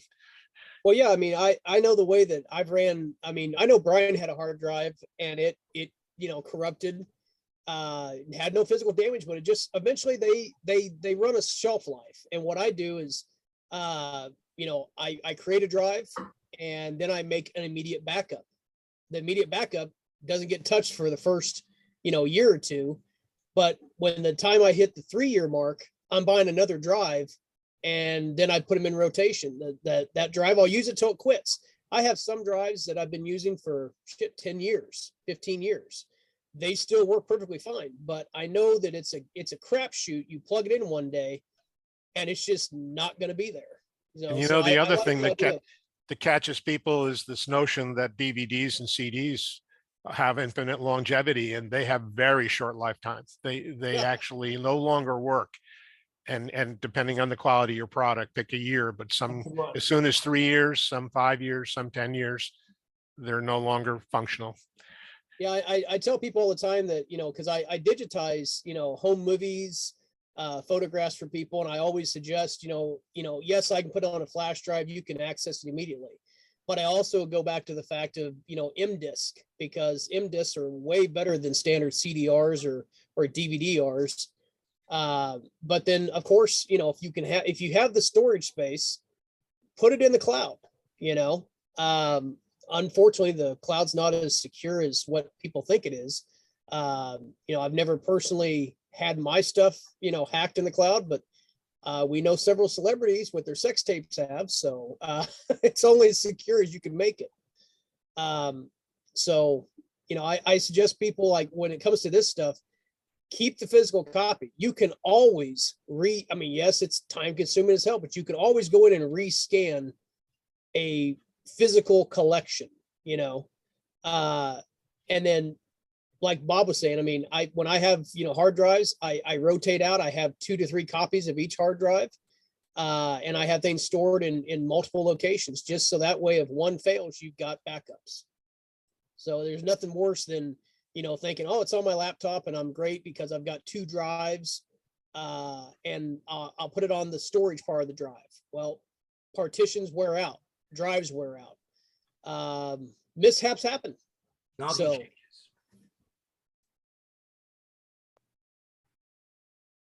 but yeah, I think we had, like I say, we had a great discussion, and we'll see everybody back next month. And I'm looking at trying to get some spotlight people, spotlight programs set up. You know, later, I'm hoping we can have one later this month. I like say, if anybody has a way to reach out to Abraham Bolden, I think it'd be great to get him on the record, kind of a on Zoom living oral history of what took place in his life, and then where he's at today now with the pardon coming. So, well, not coming, it's already here. So, I want to thank you guys, especially the 14 that still held on. And, you know, without you guys, we wouldn't have anything to get together and talk about. So appreciate it. Larry, to answer your comment, reach out to me. I can probably help you with the zip drive. Okay, great. Thanks. All right. Well, again, thanks again, everybody. And we will see you next month, if not sooner. And remember to check out the YouTube channel, hit the subscribe button, comment, leave hey, a thumbs up or a thumbs down, whichever you know are in the mood to do at that time. And keep checking out the website. There's stuff that's always changing and getting added to. So with that, thanks again, everybody, and we'll see you as soon as we can. Thanks for keeping the flame burning, David. We appreciate it. Thanks, David. Thank you, guys. Bye.